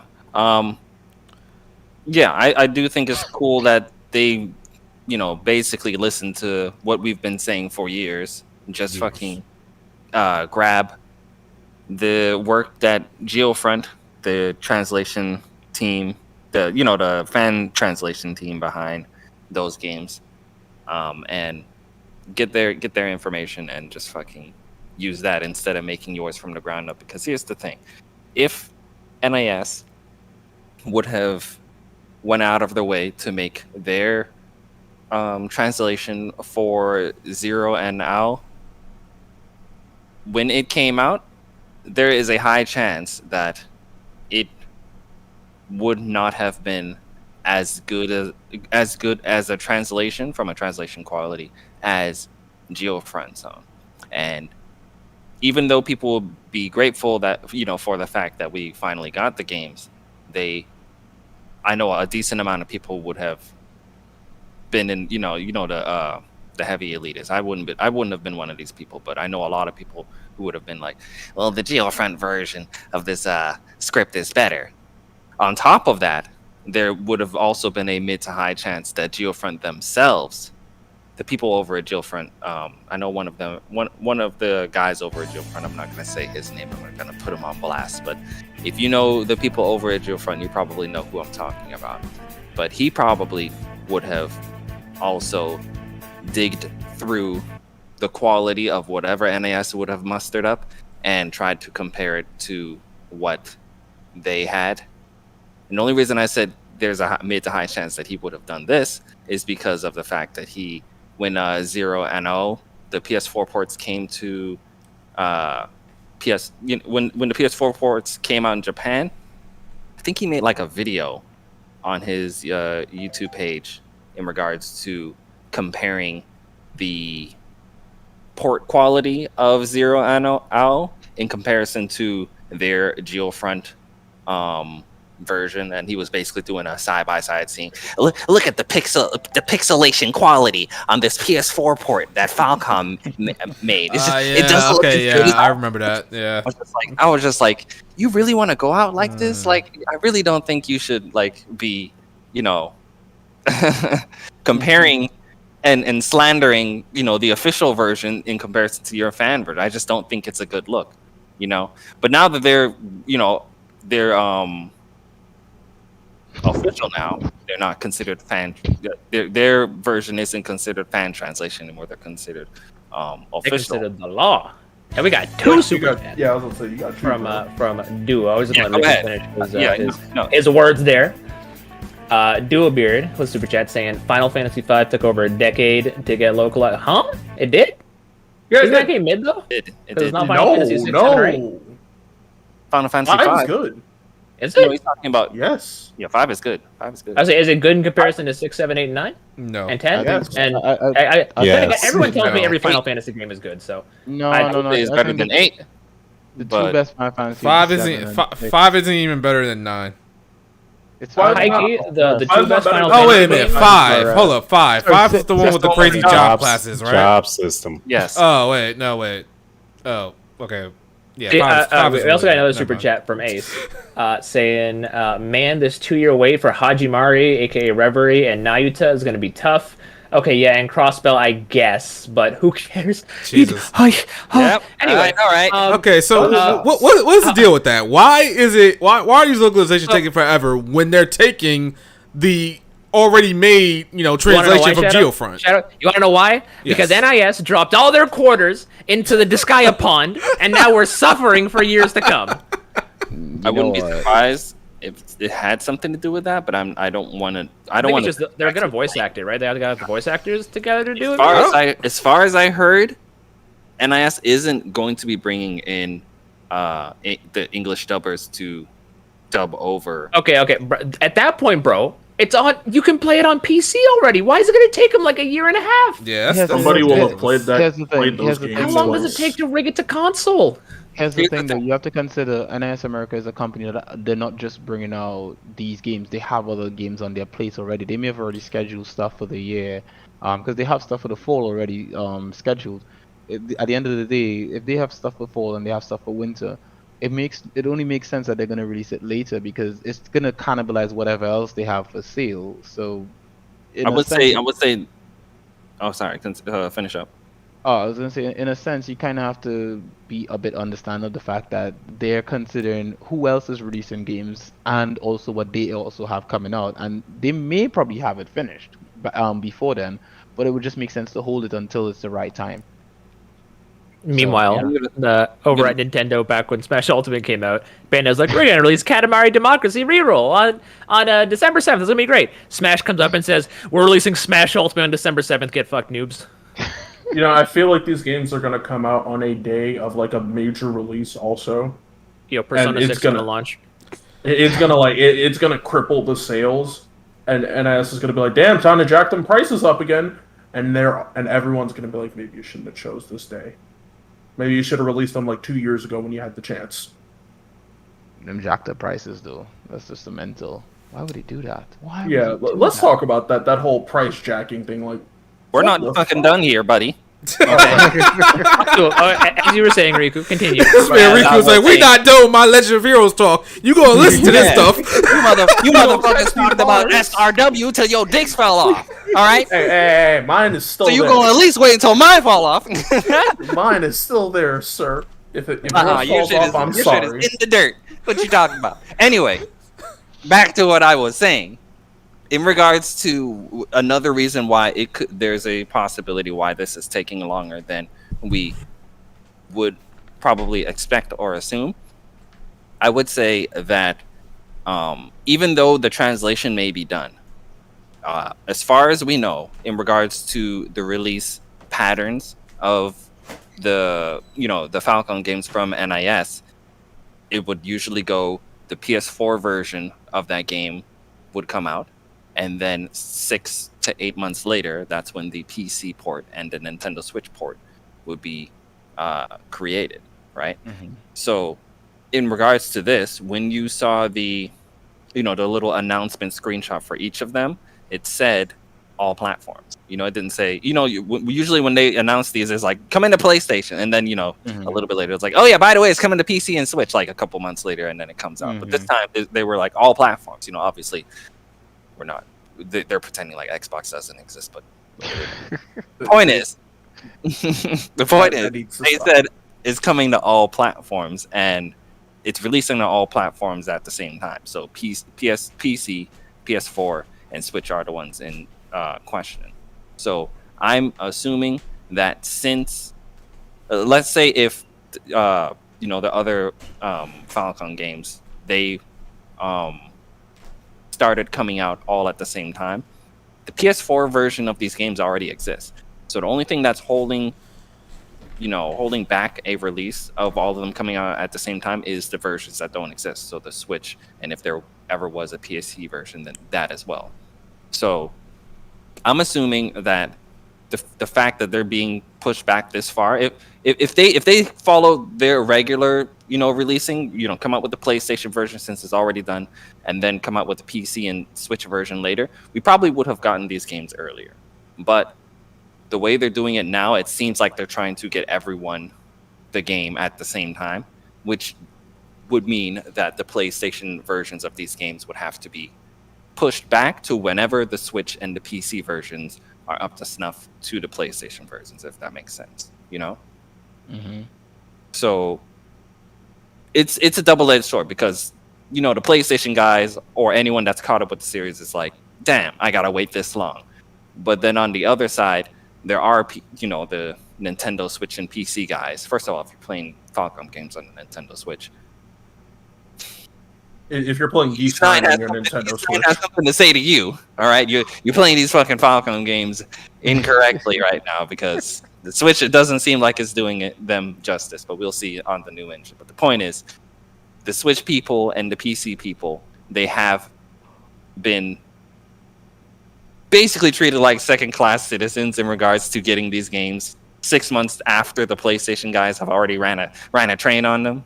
So it's like, at least now, everybody is going to be able to get the games at the same time. And then the last thing I think is the reason, in regards to Reverie, which, now is the new name for Hachimari, that one's coming out in 2023, which everyone's like, God damn, that's long as fuck away. Mm-hmm. A lot of people are saying that's probably the reason because of the fact that they're trying to get the cross-spell games out first and then Reverie. So just to keep it in some sort of chronological order, even though it's already a fucking hot mess when it comes to the localization and trying to keep it chronologically intact. They already fucked that up when they jumped from Sky to Cold Steel back in the day. Hey Blake, you got a super chat. I was waiting until Riku was done talking. I wasn't gonna interrupt him because he was in the middle of something. I'm almost done. Yeah, I'm almost done. So I'm assuming that since the cross-spell games are coming out first, and then Reverie. As far as what I've been hearing in regards to the story for Reverie, a lot of people are considering it the third cross-spell game. They're saying that a lot of stuff in regards to cross-spell takes place in Reverie. So getting someone Zero and Azure first, so they play those, and then hopefully they play fucking the Cold Steel games, and then play Reverie.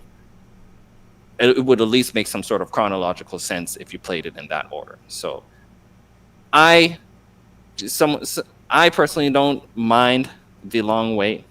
Maybe because I have a long ass backlog. I know some people who are craving for more of the games. They're pretty mad, but I don't think it's as bad as people are making it out to be.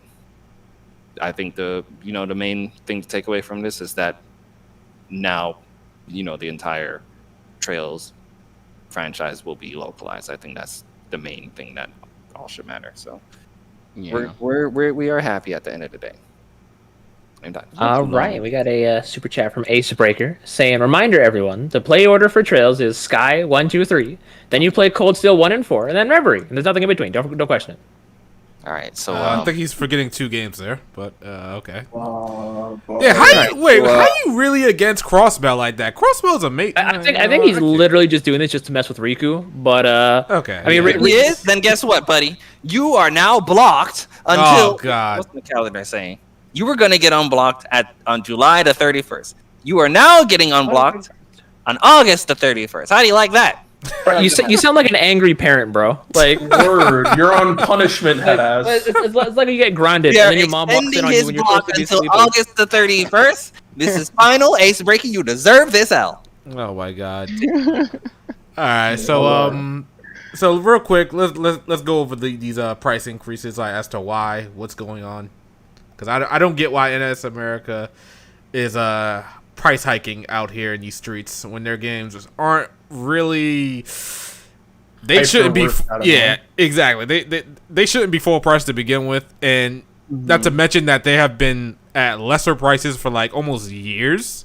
I believe Yeast 8 was like at such a lower price than it ever was, but all of a sudden now it's going back to full price, I believe. So I don't know what's going on there. Riku, never seen a company do this ever.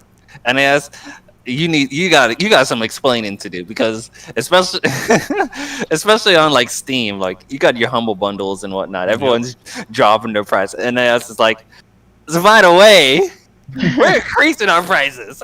Hey man, it's got Steam summer sales. Get ready for Steam summer jackings. Run them pockets. All right. I really wonder if it's some sort of price. I'm waiting for I was waiting for a while for them just to be like, this is a price area. I do apologize, everyone. It still hasn't happened. They're like, this is real, buddy. You guys are holding this. Hear me out. All right. Now I know I've said some things about Disgaea 6 before, but Jesus. What if Disgaea 6's launch was not what they wanted? And so they're like, oh, we saw Nintendo do that shit with Mario. Just tell them we're only going to sell it for like 3 months. And then right at the last minute, we pull out and go, JK, guys, forcing people to buy these games while they're still at a lower price, inflating our sales. And we'll go, oh, my bad, and hope they get refunded. My God. There's the possibility that they're doing this for some sort of temporary spike in revenue in the backgrounds for some sort of fiscal year. I don't know. There is a possibility that could be the case. They had a sale right before, though. They had a sale just before it. They said the price was going to go up. So I think they were probably hoping people would just like buy during that sale. Oh, that makes a little bit of sense. Okay. So yeah, it was until like literally they were like, as soon as the sale ends, the prices are going to go up. So basically, buy now or pay full price later. I mean, I was going to super chat from Nintendo. It was essentially a Nintendo. and he says, "Man, we going to know what actually happened in Reverie in One Piece before we get this game, bro." My gosh, bro. Ooh, shout out to Chapter coming out this weekend. Yeah, my boy, I am ready to read some One Piece. Oh, last week was really Christ. Hard. No One Piece. Also, I'm just gonna throw this. Also, they, I forgot Nayuta no Kiseki, which is currently considered a spin-off of Trails, called Nayuta Boundless Trails, is also coming out as well. That was a PlayStation portable game that came out around the time Zero Now, so that's cool as well, because I know that one has been people are saying that's actually a really good game. It's an action RPG. It plays kind of like the OG Ys games, so that's cool. So I'm looking forward to that one as well, because I had that on my I had the fan translated PPSSPP emulator version of it, and I was going to play it, but now that I heard that this is coming out, I just went ahead and deleted that. Yo, slide me the link for that. I don't feel like waiting, so pass that this way. You already deleted it though, so. I mean, you can find it anywhere, but I'm just glad that is coming over. And some people are saying the fact that they care about this random spin-off game that everyone's saying isn't really connected to Trails might actually be connected to Trails. If you saw the ending of Cold Steel 4, you may be putting some things together as to why that might be the case and why they are so adamant in regards to giving this a Kai PlayStation port version of the spin-off game and bringing it over. Like that's doing a lot for some random spin-off game that quote unquote doesn't matter in the grand scheme of things. Because if that's the case, then you might as well go ahead and fucking give us our Ys versus Sora no Kiseki Kai and fucking put that on PS4 and port it over here, because I want to play some fucking Trails Power Stone fighting game. We got another super chat from Ace saying, "Joking all aside, glad to see all these wonderful Trails coming west. This just shows how far Trails has come since Sky." Yo, Ace with that character development, bro. He's coming around. Meanwhile, Ace is over here. Your block until what did I say? I said August 30th. You said August 31st. I said August 31st. Sorry, August 15th. There you go. Meanwhile, 15 days, baby boy. You know, Riku's over here like, Falcom. It's time you bringing over Nayuta, but now you better bring over something else as well. Like what do you say? Ys versus Trails. Ace with the character development about to turn around and become Sasuke. They're bringing over Nayuta. You know you're gonna say something slanderous soon. Ace is gonna say something slanderous soon. I'm gonna say he donates $5 more bucks and says, "JK." Here's the thing I'm gonna say about Nayuta, and I'm gonna leave it at that. Does anybody here know what? Okay, so the main character in Nayuta no Kiseki is named Nayuta. Does anyone here know what Nayuta's last name is? Is she hot? Is it Bannings? First of all, it's a guy. Okay. Second of all right. Nayuta's last name is Herschel. Oh shit. Yeah, and we already know about the fact that Toa exists in Trail. He also exists in Tokyo Xanadu. So there's some spooky shit going on here with Toa. Herschel. The Herschel family are interdimensional travelers. When's I've heard some things about fucking Toa's grandfather. I've been hearing some interesting things, and I'm gonna leave it at that. Yeah, when is Ultimate Falcom collection coming together, bro? It's just like it's like a fighting game, but you got Xanadu, you got Trails, you got Nayuta, you got Ys in there, bro. Ultimate Falcom versus Capcom Ultimate 3. Falcom fighters. Let's go. I'm here for it. That actually sounds kind of cool. Alrighty, let's go off this NIS kind of slander. Well, not really slander because they kind of low-key deserve it. And Legend of Heroes talk. Let's talk about Monster Hunter Stories 2. Yes, sir. Yes. So this game recently came out, I believe, this week. And came out Friday. And I gotta say, it's a lot better than I thought it was gonna be. I can't wait to play more after I'm done with Scarlet Nexus. I haven't dived too deep into it just yet. Just went probably a little bit beyond the demo. Or probably haven't even completed the demo portion. But, yeah, I do like the turn-based combat. The way it runs on Switch, let's just say it's not up to my standards. and it's probably not up to a lot of people's standards. That's all I'm gonna say about it. But there is a PC version, so I'm happy about that. I'm running at glorious 120 frames, and it's looking good on there. But other than that, I do like the turn-based gameplay. It has a rock, scissors, paper type of thing. You have to equip different weapons in battle, switching up mid-range through. It kind of seems like I don't know. So I don't play Monster Hunter, regular Monster Hunter like that. But it kind of seems like regular Monster Hunter, but just turn-based. It kind of seems that way. I'm not sure, but that's the best comparison. Okay, but yeah, it seems to be doing everything completely right. So the only real problem I got with it is, and I can't go in too much in depth because I haven't played that long. I don't like the way they call it Monsties. I hate that they call the monsters Monsties. Just call them monsters. It makes it seem like I'm playing a kid's game. But stories is kind of a yeah. But yeah, I'm sure Blake and Sosuke and maybe even Bao. Oh no, wait, Bao's not playing this. He should be playing Persona 5 Strikers, but he's not doing that anyway.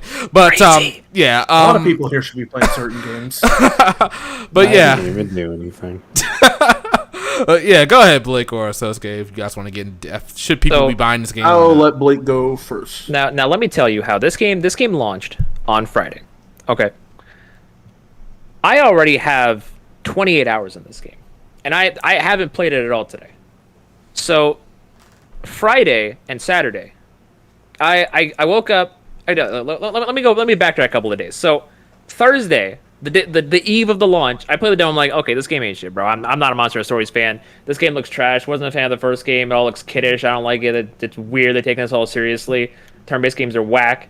So it's like, all right, you know what? Let me give this a try. I played it, and I was like, that's crazy. And then I got to the end of the game, and it said, would you like to buy the game? And I'm like, that's crazy. That's so crazy. It's downloading on my console now. $80 later, that's crazy. This man didn't question it at all. He said his wallet opened up wide just like his cheeks, and he's like, just take whatever you want. Listen, bro. I was like, hey, yo, bro, this is absolute trash. Who would spend $80 Canadian on this, bro? Not me, but let me tell you how I did, and I'm not regretting it. So I downloaded it. I worked that day, so I played it in the morning, streamed it for 6 hours, got home, streamed it from 8 o'clock to 2 in the morning my time because I couldn't put it down.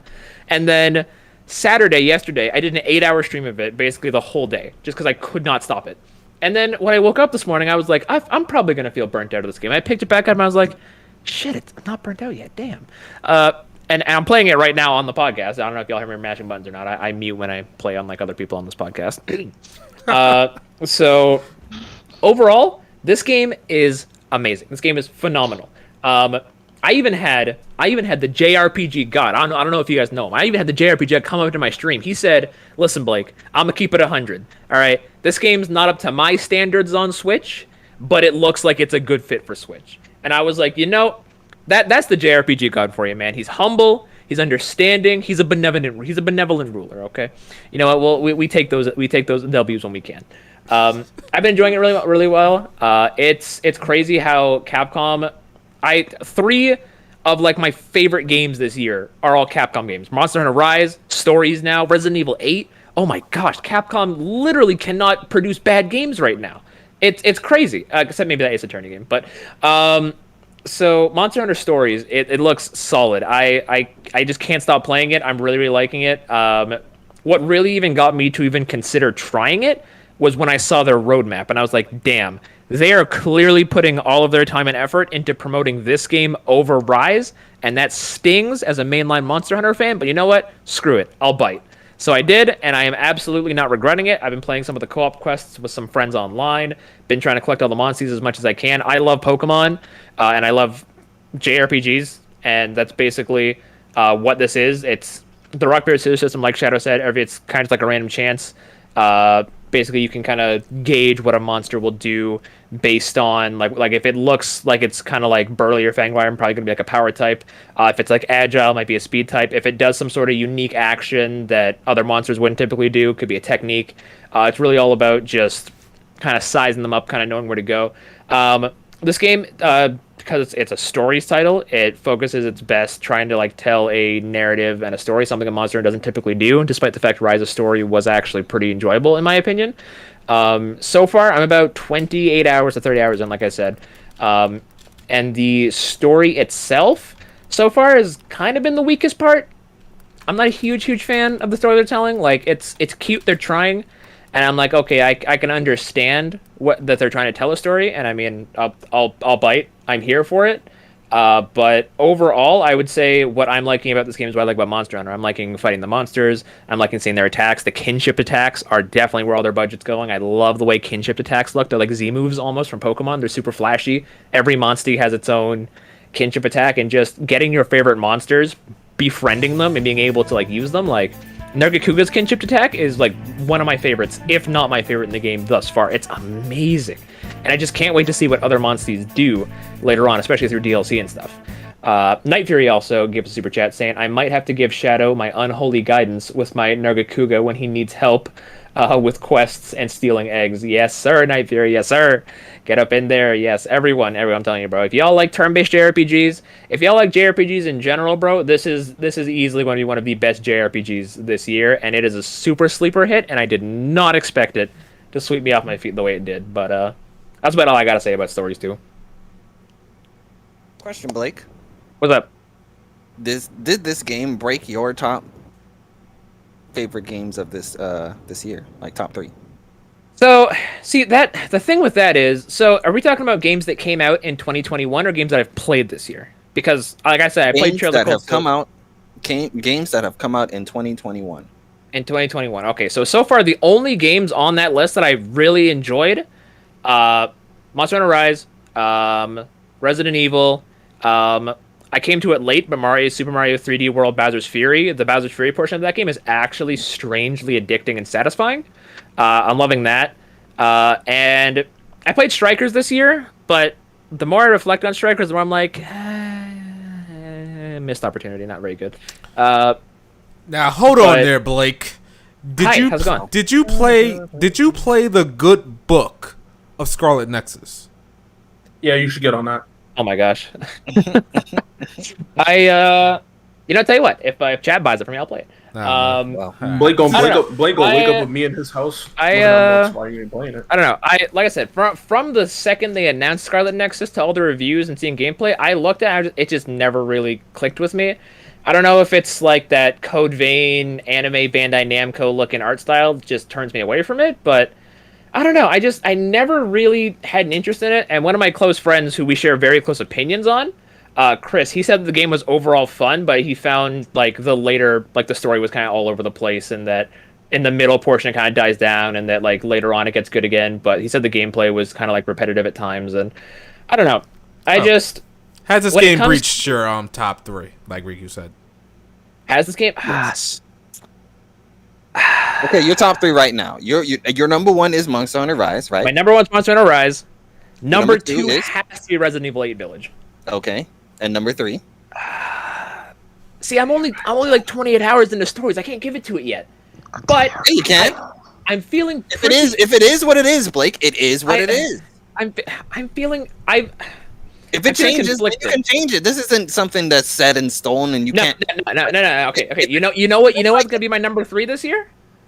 Advance Wars is gonna be my number 3 this year. Damn. Really? So you're willing to give it to a game. That's not even out. You're willing to give it to a game that's not even out. It's a remake. Haven't played yet.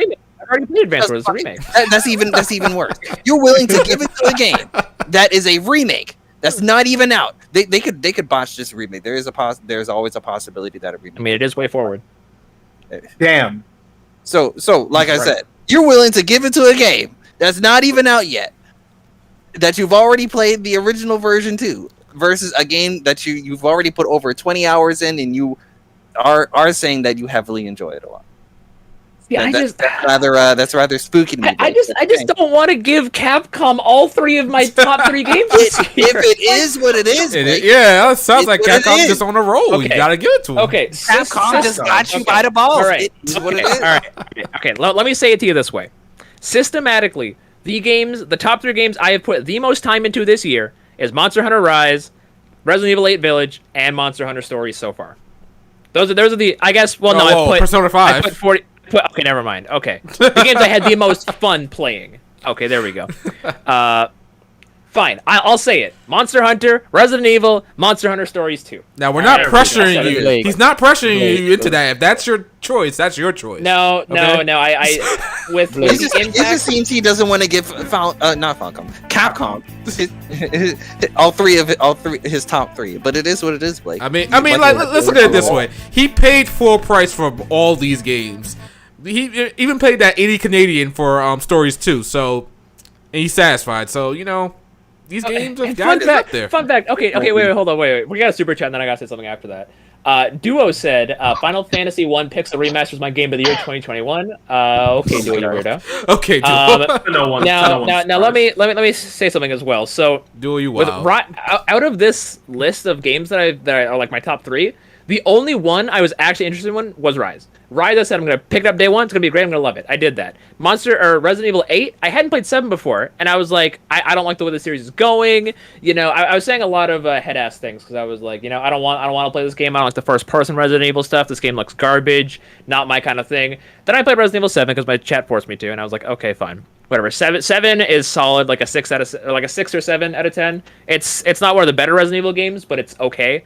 And then I said I'll play Resident Evil 8 later on, maybe even sometime like closer to the end of the year, because I didn't have money at the time to afford it. So one of my friends was like, dude, I got the special collector's edition of Resident Evil 8 Village for PS5, but I got a digital PS5 because that's the only one I could get. So the disc here I have no use for. I'm sending it to you to stream. And I went, bruh, you don't have to do that. And he said, no, I'm gonna send it to you. So he sent it to me. Shout out to Blue Streak Mike. Go follow him on Twitter. He sent it to me. I played that game. Mazio clowns on me every single day on Twitter, bro. He'd be posting clips of me saying how Resident Evil 8 is mid, how I don't want to play it, how the game looks like trash, bro. And then he'd be looking at screenshots, and he's like, oh, I got that platinum. So Resident Evil 8 Village mid, huh? Yeah, Resident Evil 8 trash, huh? And then like the final chapter, he's like, oh, that ending, game's kind of mid, huh? Game's kind of trash, huh? You fake. So yeah, and same for Stories. Same for Stories too. I was like, this game kind of ass. I don't want to look at it. I don't want to play it. And then this is like cute with Pokemon, with watching Pokemon, bro. It's like Squidward with the Krabby Patties, bro. Now Krabby Patties are disgusting. I don't want to eat Krabby Patties. Don't go. All right, let's shift it back to Stories 2. So, okay, what do you got to say about this, Ben? I've been a detractor of Monster Hunter Stories since the first game. I was just like, I don't think Monster Hunter World is a turn-based game. And over time, I'm just seeing the game like, okay, it looks cool. I'm not getting interested. But I think the one thing that got me like to crack and try it was my girlfriend. Like, she was like a kid in a candy store, just like her excitement was infectious. I'm sitting there like, okay, babe, I'll try it out. I'll download it off of you and I'll try it. And I've been playing it this entire time, and I high-key don't want to stop. I want to play Scarlet Nexus, but if during the Scarlet Nexus stream you see me fucking up combos or basic stuff, it's because I have my Switch in portable mode, playing Stories 2 on the side. Like, so you're telling me you can't dedicate yourself to the main chick, Scarlet Nexus? You going for the side chick, Stories 2? Is that what you're saying? Listen. This is the second time Capcom has struck gold with transitioning an action-based game to RPG. The first time was with Mega Man to Battle Network, and y'all know me. I am the abhorrent Battle Network. The first time was with Breath of Fire. Wait, I've never played Breath of Fire, so like that. Breath of Fire is a dope turn-based JRPG that Capcom needs to fucking bring back. Okay, their second time was with Mega Man X Command Mission, baby boy. Okay. Actually, no. Battle Network came out first, 2001. But Battle Network isn't a turn-based. That's more action. But like it went going from primary action to RPG is what I mean. Okay, I'll give you that. Yeah, like that's what I mean. And it reminds you of those times just going, this is the same, like, I recognize the monsters in the world, the terminology, the weapons, but it's in a different light. And so I'm like, this is a good game. I'm gonna play a metric shit ton more, but it might end up being in the top 5 unless I don't fucking know. We get the ballpark as we get a Fate Grand Order fighting game or Musou game. Hey man, we still got Tales of Arise and Shin Megami Tensei coming out this year. Don't revive me. We are more than halfway through the year. I would like to know everyone's top 3 if we have the chance to do that at the end of the show or after. I guess I could start them off. What does Monster Hunter Stories have on Metacritic? Let's see here. Hold up. We got a super chat. We got a super chat from Night Fury saying the side chick do be thicker. Oh no!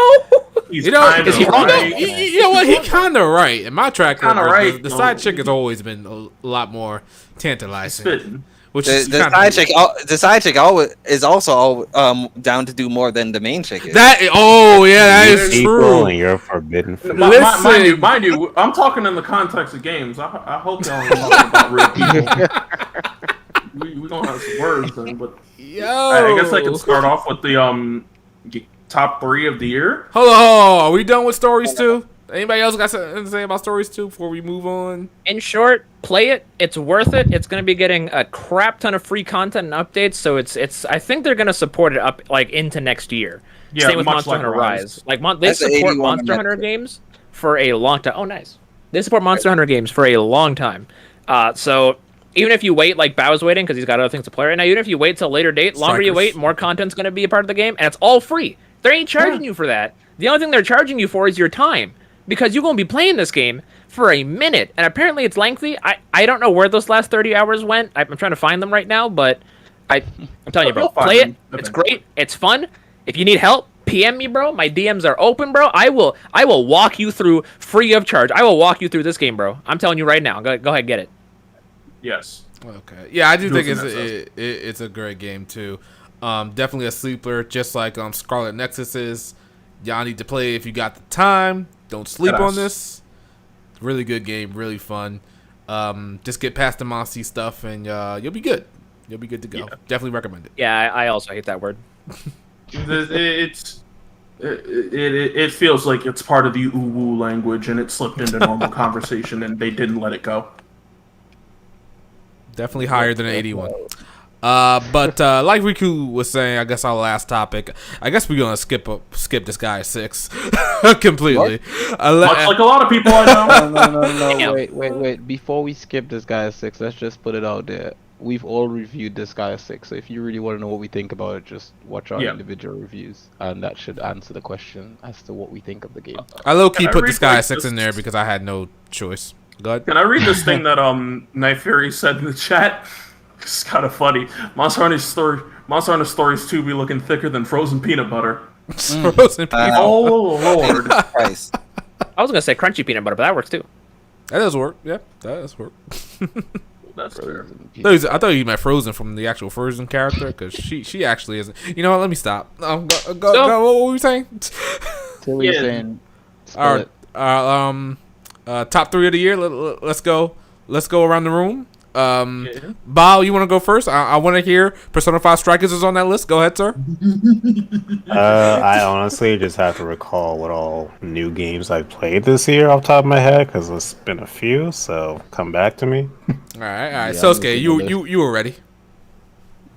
Definitely Persona 5 Strikers. Just from a narrative standpoint alone, I love that game. It's number 3 due to gameplay reasons, but I love it. Monster Hunter Rise at number 2. It's good, but I need more stuff to come out because I do miss the crossover content. Please give me back my goddamn Devil May Cry armor. I am starving out here. And number 1 is Scarlet Nexus, without a doubt. Gameplay, narrative, it's all really good. And when I see people say, it looks like it should be picked up on a budget, and then they pick up generic licensed anime game number 45. I like Demon Slayer game. People when people go to pick up that new. Like, I have nothing against Demon Slayer fans. I have nothing against Demon Slayer. If you like it, if you like it, you like it. But if you're gonna sit there and pay for your game, you're only gonna play a couple of times and then say, whatever. Instead of this like 40 to 50 hour incredible story with like lots of interesting twists and turns, great combat, good characters. Like, I can tell it to you right now, if you like Persona and want to bond with your teammates, play Scarlet Nexus, because you can bond with your teammates. Like, so, please. Quick question for you, Sosuke. Where would you put Guilty Gear Strife on your list? Because I know you like that game. I have not played it yet. You haven't played. Never mind. I didn't even get it. Damn, I could say so much about that, but we gotta We gotta keep going. I have thought about it, and I know what mine are now. Okay, go ahead, Bob. So, number one, of course, Monster Hunter Rise. Phenomenal game. Surpassed my expectations. Number two, something I never would have expected, but Chivalry 2. I've been playing a lot of it. The game is addicting. Combat is deep, and it's super fun. And the third one is a bit of a tie for a specific reason. That's because one of them is technically just a port. And the first one would be Mass Effect Legendary Edition, which is just phenomenal. But if I'm not counting that, it would be Pokemon Snap, and that's kind of more just nostalgia based because I love the original, and we finally got a sequel for that, and I just had a fun time with it. So between those 3/4, definitely. But most of the games I'm looking forward to just haven't released yet, so definitely ask me later on in the year. Okay. Q, you got a top 3 for this year? Well, I was just putting together one as we were speaking, so this may change as the year goes by, but I think for right now, yeah, obviously, I think right now my top 3 would be obviously Biomutant. You guys heard me rave about that when it came out, so I still think it's 60 Metacritic. It's still great. Metacritic is stupid. Oh, so definitely Biomutant. I'd put East 9 in there as well because I just love the East games, man. I think they're just brilliant. I think they're some of the most relaxing, fun RPGs you can play, and I had a lot of fun with East 9. And now I've got it on PC and Switch as well. So I played it on the PS4. Now I've got it on PC and Switch, and I haven't actually played it on those yet. But I do plan to hop in and play it a bit and return to it. I think probably I'll put the most time on the Switch though because that's probably where I play most of my games. And I think for the last two, this is a bit controversial, but I would actually say number 3 would be Shadowverse, which is the demo. I am loving that demo. I already know I'm gonna love the game. Like from the demo. The demo, yeah, it's surprising. This is the top 3 demos list. This is the top 3 games list, Q. Riku, the demos what got me addicted to wanting to play Scarlet Nexus, man. Exactly. Demos are going back to the good old days when they demo actually made you want a game. Top 3 favorite games. That's like Blake trying to put fucking that remake that's not even out in the top 3. What's wrong with you guys? That's why I have a backup. I have a backup for that. But just the demo, I just wanted to put that out there. Anyone who's like sleeping on Shadowverse. Oh, honorable mention. Okay. That's the word. Get the bloody demo right now. It's on Switch. Get the demo. Jump in there. Play it. I did a stream for it. I'm gonna be streaming it again later today. Today for me because like 1 a.m. here in the UK. But later for tomorrow for you guys. I'm gonna be streaming it. It is amazing. I am loving it. It is Shadowverse is great. And also your save data goes over to the full game. So yeah, I'm just investing my time. I don't care. I'm ready to play this game. But I think the next game will just be the real number 3 be Dead End Request, which was re-released on the Switch. I've spent so much time playing that game. I love it. I think that's the thing for me. A lot of the games that I've played this year and spent the most time have been on the Switch. So give me more JRPGs on the Switch, and I'm happy with that. Now wait a minute, Q. Hold up. What? Here we go. Hold up, Q. Before you say that, we got super chat. Hold up, chat. We got super chat. Hold it in. Go ahead, Blake. Go on. I'm about to come over the place. I mean, go ahead. We got Rikuki 2 with the super chat saying Tales of Arise, SMT5, Neo, The World Ends with Shit, Diablo 2, Pokemon Brilliant Diamond. There are still a lot of games coming before I pick my top 3. Talk to him, Ryuki. All right, Shadow, it's on you, bro. Go ahead. All right, hold up. I'm about to unleash this whole load on Q right now. Hold up. Oh Lord! This is about to be extra thick. Platform. No. This has been churning this whole time. Now get their mans. Now I don't know if anybody has been paying attention to this podcast for the last 6 months, but Q has been standing. He's been a stand for a certain game series this year that's come out. All right, here we go. Oh no, I know if you will. 6 game. You're right. It is called Atelier Thyza 2. Exactly. Now, he has not played this game. He has not finished this game. I have played the game. I haven't finished it, but I have played a substantial amount of gameplay in it. Beside the point, the fact of the matter is that I did not put Riser 2 in the list because Mhm. of the fact Not that I actually in. forgot that it came out this year. Oh my god. That's even worse. No. Here's the thing: we were making this list. This happened short notice, and I was like looking at Google, and I quickly Google searched like the year, and it said 2020. Like it put a Japanese year, so I was like, oh, it's not this year. Okay, never mind. It was gonna be there first. It was gonna be there first, but then now that I'm googling it on Steam and I see that it was released in January, I'm gonna have to now amend the list. No, you and can't amend kick this. that No, Enrico no. out. No.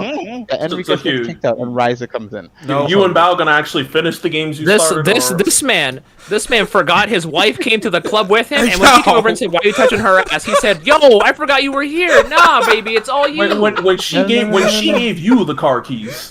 No. Here's the thing, right? I'm Trinidadian, right? And if anyone who's ever been to Carnival in Trinidad and Tobago, you know when you go to Trinidad Carnival, anyone who's ever experienced this, you can go to Carnival with your woman and you can whine on other women. It's okay. She's fine What's with that got that. to do with Ryza? First of all, you wildin' for that one. After It's all he was saying about Ryza. Nicki Minaj took her husband to Carnival, and another guy tried to whine on her, and he decided to try to block the guy, and the entire Trinidadian population decided to hate this guy because he was terrible. That's not how you do things. No, you've never experienced this. You've never been to Carnival. You don't know what I'm talking about. Because my wife, my girlfriend, is my wife and girlfriend. When she goes home, not at Carnival. At Carnival, she belongs to the whole Carnival. So you should say she belongs to the streets? She belongs to the streets? Oh, come on, man. Come on, man. That's exactly what it sounds like. You literally just said she belonged to the streets. Okay, listen, Q, you my guy. I'm even going out on a limb and say I love you, bro. But you gonna hold this L. You gonna hold this L. You holding this L, bro. Whole man out. All right. You know what? One of these days, right? One of these days, like, when I'm like 50 or something, I'm gonna finish Ryza, right? Oh, and next time someone brings it up, they're gonna be like, "Oh, Q, did you finish Ryza too?" I'm like, you know what? Actually, I finished it last night. It's all good. So I didn't have Q being into NTR on my list of things I discovered. Oh Lord! He was definitely into NTR. Oh my God! Oh no! Look, Bob, how many times have I surprised you now? I'm just saying, how many times have I surprised you? The fact he doesn't deny it either. Somebody get him the wife beater and glasses now. I've got to I gotta edit. What is NTR? I don't even know what that is. Lord have mercy. Oh my God! You out here on your free time? You out here living the NTR lifestyle, and you don't even know what it is. Oh my God! Yo, that's how you know he's into it. He's into it, and he don't even know it. That's like that one episode of Family Guy when people told Quagmire about porno. He's like, oh yeah, he came out the house gonna go check my mail. Lord. That's cute right now. Oh my goodness. Ooh. Okay, I see what it is. Whoa, what do you mean? Yeah, see? A whole new world. Oh Lord. Yo. Pelvic would have been perfect for this moment. I'm just saying. She's probably into NTR too. Come to think of it. No. Yeah, probably. No. Well, I mean, if she's into Open Your Heart, I wouldn't be surprised. Hold up, I'm gonna message her right now. I will always be your husbando of dreams, chat. Don't worry about it. And the fact of the matter is that y'all know that Ryza 2 lives in my heart. Oh my goodness. If your heart's a garbage can on the side of the road, yeah, it definitely does. No, man. Oh my God. You know what, Blake, you of all people should not even talk this smack to me. Go on. You got the smoke, bro? Okay, I got the fan. All right, let's go. Uh-oh. Blake should be on my side. Blake should be defending my honor. Blake's finished the games he's played. No! Blake, have you started Ryza 2? No. I haven't started Ryza 1. I can't play Ryza 2 without playing Ryza 1. Alright, listen. Q's gonna take the L. He likes NTR. He also likes ugly bastards as well. Listen, we gonna move on to the next person. I didn't say he was. No, I didn't say that. It just, he likes him as well. But we gonna move on. Q, you still a cool guy in my book, alright? Riku, what is your top 3 games for this year? Top 3. At number 3, it would be Returnal. At number 2, it would be Ys 9, and at number 1 is Ratchet and Clank Rift Apart. There it is. Okay. Yep. He said Sony game 1, 2, and 3, and Nintendo guys get fucked. Wait, Sony game number 2, huh?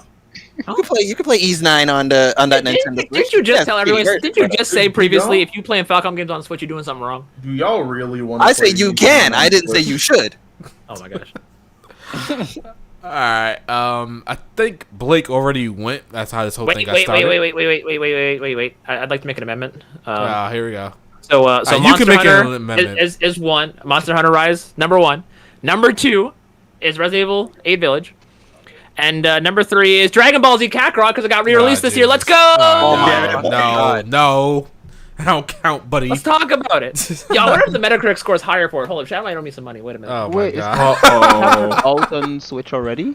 Yeah, Yes. When did that it came out the same day as the new DLC, and they said you get the new DLC for free because this version actually runs pretty okay on Switch. It's crazy Yeah, but because my when did it come PS4 out? Pro kept crashing it. When did it come out on Switch? Like last week or 2 weeks ago. Okay. Interesting super chat here. Interesting. We got a super chat. Hold up, wait. I was looking at Dragon Ball. Duo Beard says, "Q, give your waifu crown to Bow. He deserves it." He didn't say give your wife to Bow. Never. Oh, he said waifu Never. crown. He's Not Never. that. I mean, we know what Q's into, so you might as well hand that over too. No. I don't Jesus agree. Christ. Bruh, yo, That's coming to the UK to visit that's Q. You open the door. He says, "Meet our wife." Oh no! It don't work that way. It don't work that way. And here's the thing, right? If the chat wants to see me actually finish Rise of 2, you guys will give more likes. We're at 53 likes with 80 something talk to people him. watching. Like, come on, I mean, if you really want to see me finish Rise of 2, I mean, you gotta. If you really want to see him do some NTR, hit that like button. Let's go. Yeah. I mean, honestly, Q, with how much you talk about being the husbando of dreams, you ain't got an OnlyFans yet. What's up with that? Oh, I've actually been thinking about Husbando it. of dreams, you need to be giving some dreams to some other husbandos out there. Ooh, Whoa, okay. my god. All right, All right, I'm done. It's too easy. let me say my top 3. And I don't think I have a top 3. I have a top 2. Lord? Persona 5 damn. Strikers and Scarlet Nexus. So it's number 3 is Rise Monster of- Hunter Stories 2. You've heard it here first. No, it's Rise of 2. It's gonna be okay. Obviously, we're gonna do this at the end of the year. We were only doing halfway through the year to see what it's looking like right now, because people are gonna have their Shin Megami Tensei 5s in there, their Monster Hunter, not Monster Hunter, Tales of Arise. Those games. Advance Wars. Super Robot Wars Advance 30, Wars. baby. Yeah. See, obviously that's why I wanted to see what it is currently right now, because obviously there is still games to be that people are looking forward to that are coming out this year. So it's interesting to hear what people have it at the half. Chrono Kisaki's coming out this year for some people, technically. Yeah, true. You are correct. No. Yeah. Like weirdos like Devil May Pie who are like, I'm gonna import this. I was like, okay, you keep doing that. Oh, Go man. ahead. Yeah, I'm just gonna say that Scarlet Nexus is being severely slept on. That game is Y'all need to really fix that? good. I don't see what anybody problem is with the story. Well, so far, I think I'm only a little over halfway done with the game. Wait, whose story did you start with? Kasane. Okay, yeah. Then you're on the same place I am. Yeah. Yo, oh, Scott, as you're saying. Nah, go ahead. We got a super chat. All right. Yeah. So Sebastian's super chat, not to cut off Shadow. Oh, Lord. Was saying Shadow's third place is Disgaea 6, marvelous FPS. Yo, talk to him. Disgaea 6 on the best console of the generation, Shadow's getting a saving new that model.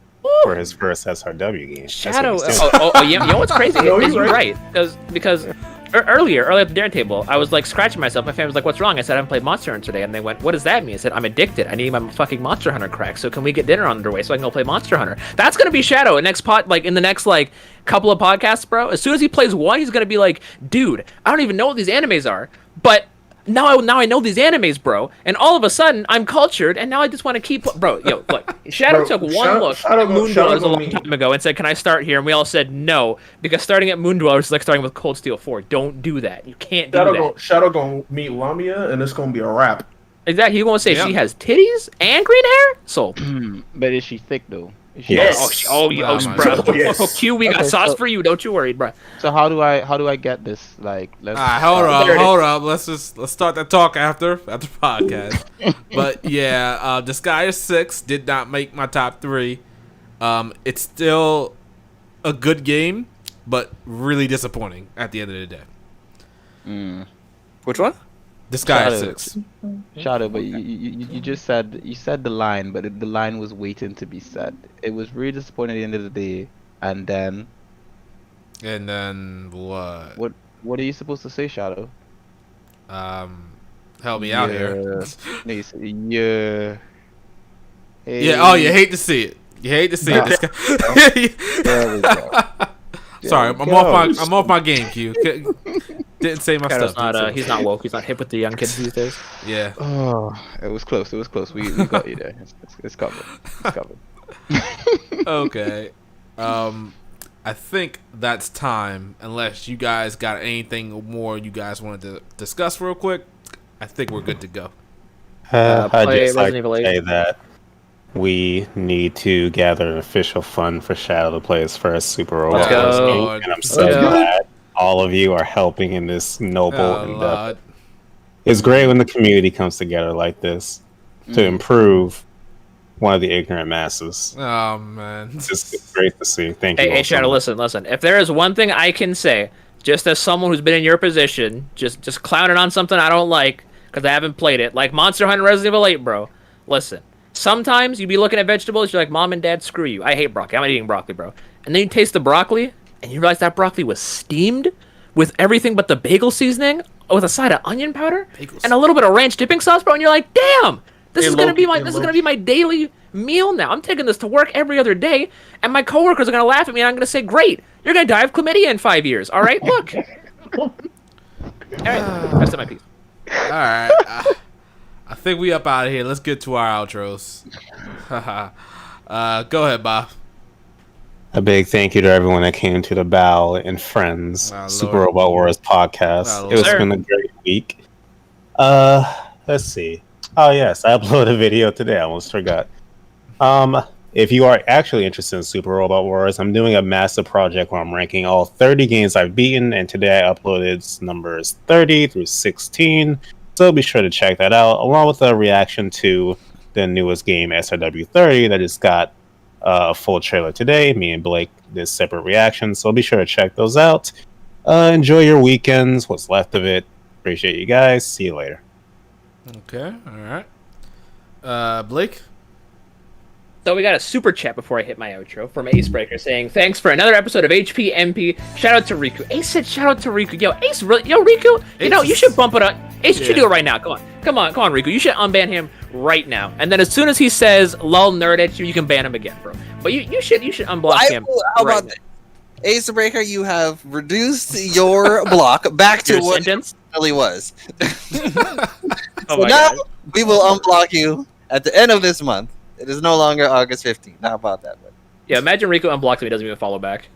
But anyway, a big thanks to Shadow for helping me out. What? For having me here. What do you mean helping me out? What the hell is wrong with me? For having me out here, bro. It's been great. Like Bao said, I posted a reaction to Super Robot Wars 30. It's a lot of grown-ass men screaming at a screen. No shirts being ripped off yet. There were no shirt ripping reveals in there. I mean, I'd leave those for the Sonics, but appreciate being on here. Glad I was able to make it and talk all that good JRPG goodness. You can find me over at WestHD on Twitter, YouTube, Twitter, MySpace, OnlyFans, Patreon, TikTok. Yo, we on everything, all right? We on Apple Podcasts, we on there. And I feel like I was going to say something controversial, but I think I'm going to reserve that for a later date. So in conclusion, play Monster Hunter Stories. It's great. Buy Advance Wars when it comes out. SRW 30 greatness. And we'll see you guys in the next HPMP podcast sometime later this year. Probably. Maybe. You have no faith. Riku? Good episode, everyone. Nice and funny. We had some good announcements and people having revelations as to what NTR means and whatnot. It's good. We had a good episode. So, everybody have a nice weekend. Just remember, dreams do come true. Oh my god! All right. NTR lover. I mean, Q. Go ahead. Oh wow! So that's my title now, as the husband of dreams. But you know what? It's okay. It's okay. I'll take it. I'll take it. Let's go. And instead of LP Guardian, it's NTR Guardian. You know, I just found a single pound note sitting on my floor, so I think I'm lucky. And at the end of the day, you know what? I don't know who that came from. It probably fell from my pocket, but I found it on my floor, so it's mine now. Anyway, that being said, thank you very much for you guys showing up, and of course, jumping in the chat and talking about your waifus of dreams that you appreciate out there and stuff like that. You know, I have now decided that I will take interest in this SMT thing because of the fact that there was mention of a thick waifu, and I want to see who this thick waifu. You say SMT or SRW? That thing, whatever. Or NTR? Super Robot Wars or Shin Megami Tensei? All the both. What the QTR. Oh no, Robot thing. Okay, H said there we go. QTR. With that being said, I will be streaming Shadowverse later today on the Switch. You guys pop by if you want to. The username is at LP Guardian pretty much everywhere. I'll be on Twitch doing that later in the day, so you can come by and see what I like about the game. Hopefully, I am much more energetic than I'm actually trying to be really quiet because my family is asleep. I've probably wakened my missus already, and she probably hates me at this moment. But anyway, that being said, hope you guys enjoyed the podcast, and I'll see you guys in the next one. You know, waifus, they're amazing. We love them. Yeah. Everybody suck riser. Okay, you got it. So Sky? It has been me, your boy that's just passing on through. It was great to be here for another HPMP. Certain things being said by the chat and others aside, please go play Scarlet Nexus and Monster Hunter Stories 2. You will not regret playing either of these games. I have been your boy Sosuke the Bro. Everyone have yourselves a damn good one. Alright, and you guys know who I am. It's JRPG, the primary protagonist. I mean, antagonist. Ew, protagonist. That's disgusting. Makes me sick. Wait a minute. We got a super chat. I gotta read this. I gotta read this. You read that. You read that, because I ain't reading that. I gotta read nothing but the facts on this super chat. Dual Beard with the $1.99 super chat. Emma is best girl. I mean, that's pretty much it. Well, he said pretty much. Nah. Vita means life. SO2 King Bow. What's SO2 King? Shout out. Shout out to King Bow. Oh, okay. That don't deserve no shout out, man. Listen, he don't deserve it. He didn't play Persona 5 Strikers. Leave that man alone, all right? He don't need nothing. I agree with the middle part of your sentence, and I'll take that. And I'm assuming Shadow will take the first part, and Bao will take the third part. So we're all I'm putting the shake duo's hand. This generosity is beautiful. No, Kugan has already said Emma is mid, and the fact is Alyssa is best. Whoa. Stop this madness. We all know Emma is best. Yeah, just in denial. It's okay. It's great. And Salazar, my top 10 JRPGs of the decade will be coming. Okay, I don't know when that's going to be honest. I don't know what's going on. I got the whole script and everything ready for it, but still haven't gotten to recording it. But it will happen at some time in the future. Probably in the year 2025. At some point. I don't know. The next part of H-Track need to chill in the chat. Oh, Lord. All right, guys. What do you say? What the hell? Shadow the QTR, right? What the freak? You're the guy who NTRs. Q's the guy who's getting NTR'd about. Oh, man. What? Oh, no. H-Dragon out like here. Communist SpongeBob or Communist Bugs Bunny all over again. Our life. Need that Trails waifu stream. Is that really going to be a thing? Like, do a tier list for all the Trails. You're going to do that Trails waifu stream when the new girls come through. Let's go. Man. Hey, you know what? Here's the thing, right? I would love to do this. Let's do this. Let's do it together. Let's do a Oh my god. Let's do this together. Chat, hold us accountable for this. We will do a waifu tier list for the Trails team. Chat's gonna hold you accountable for something, Q. Don't you worry. They'll hold us all accountable. You know, Sasuke, you're gonna be involved in this. You're gonna be picking your favorite Trails waifu, and then we'll vote on it, and then we'll put it together in one list, and it'll be amazing. Of course, I get 10 votes, so Jesus, no. The choices will all be mine. Yeah. But that's just how the rules are. We don't make the rules; we just follow them, and that's it. So, yeah. This man Kogan said Vita is greater than Emma. Why are you saying such slanderous, just completely blasphemous, wrong stuff? Come on now, stop this. Vita's great, but not better. And this man Daddy Rallo said Laura's best girl. Come on now, let's stop this. His name is Daddy Reese. He's a Fire Emblem Heroes memer. My fault. He's a Fire Emblem Heroes memer. We don't talk about those people. Well, okay. All right. I think we are out. Bye, guys. Deuces, people. Later.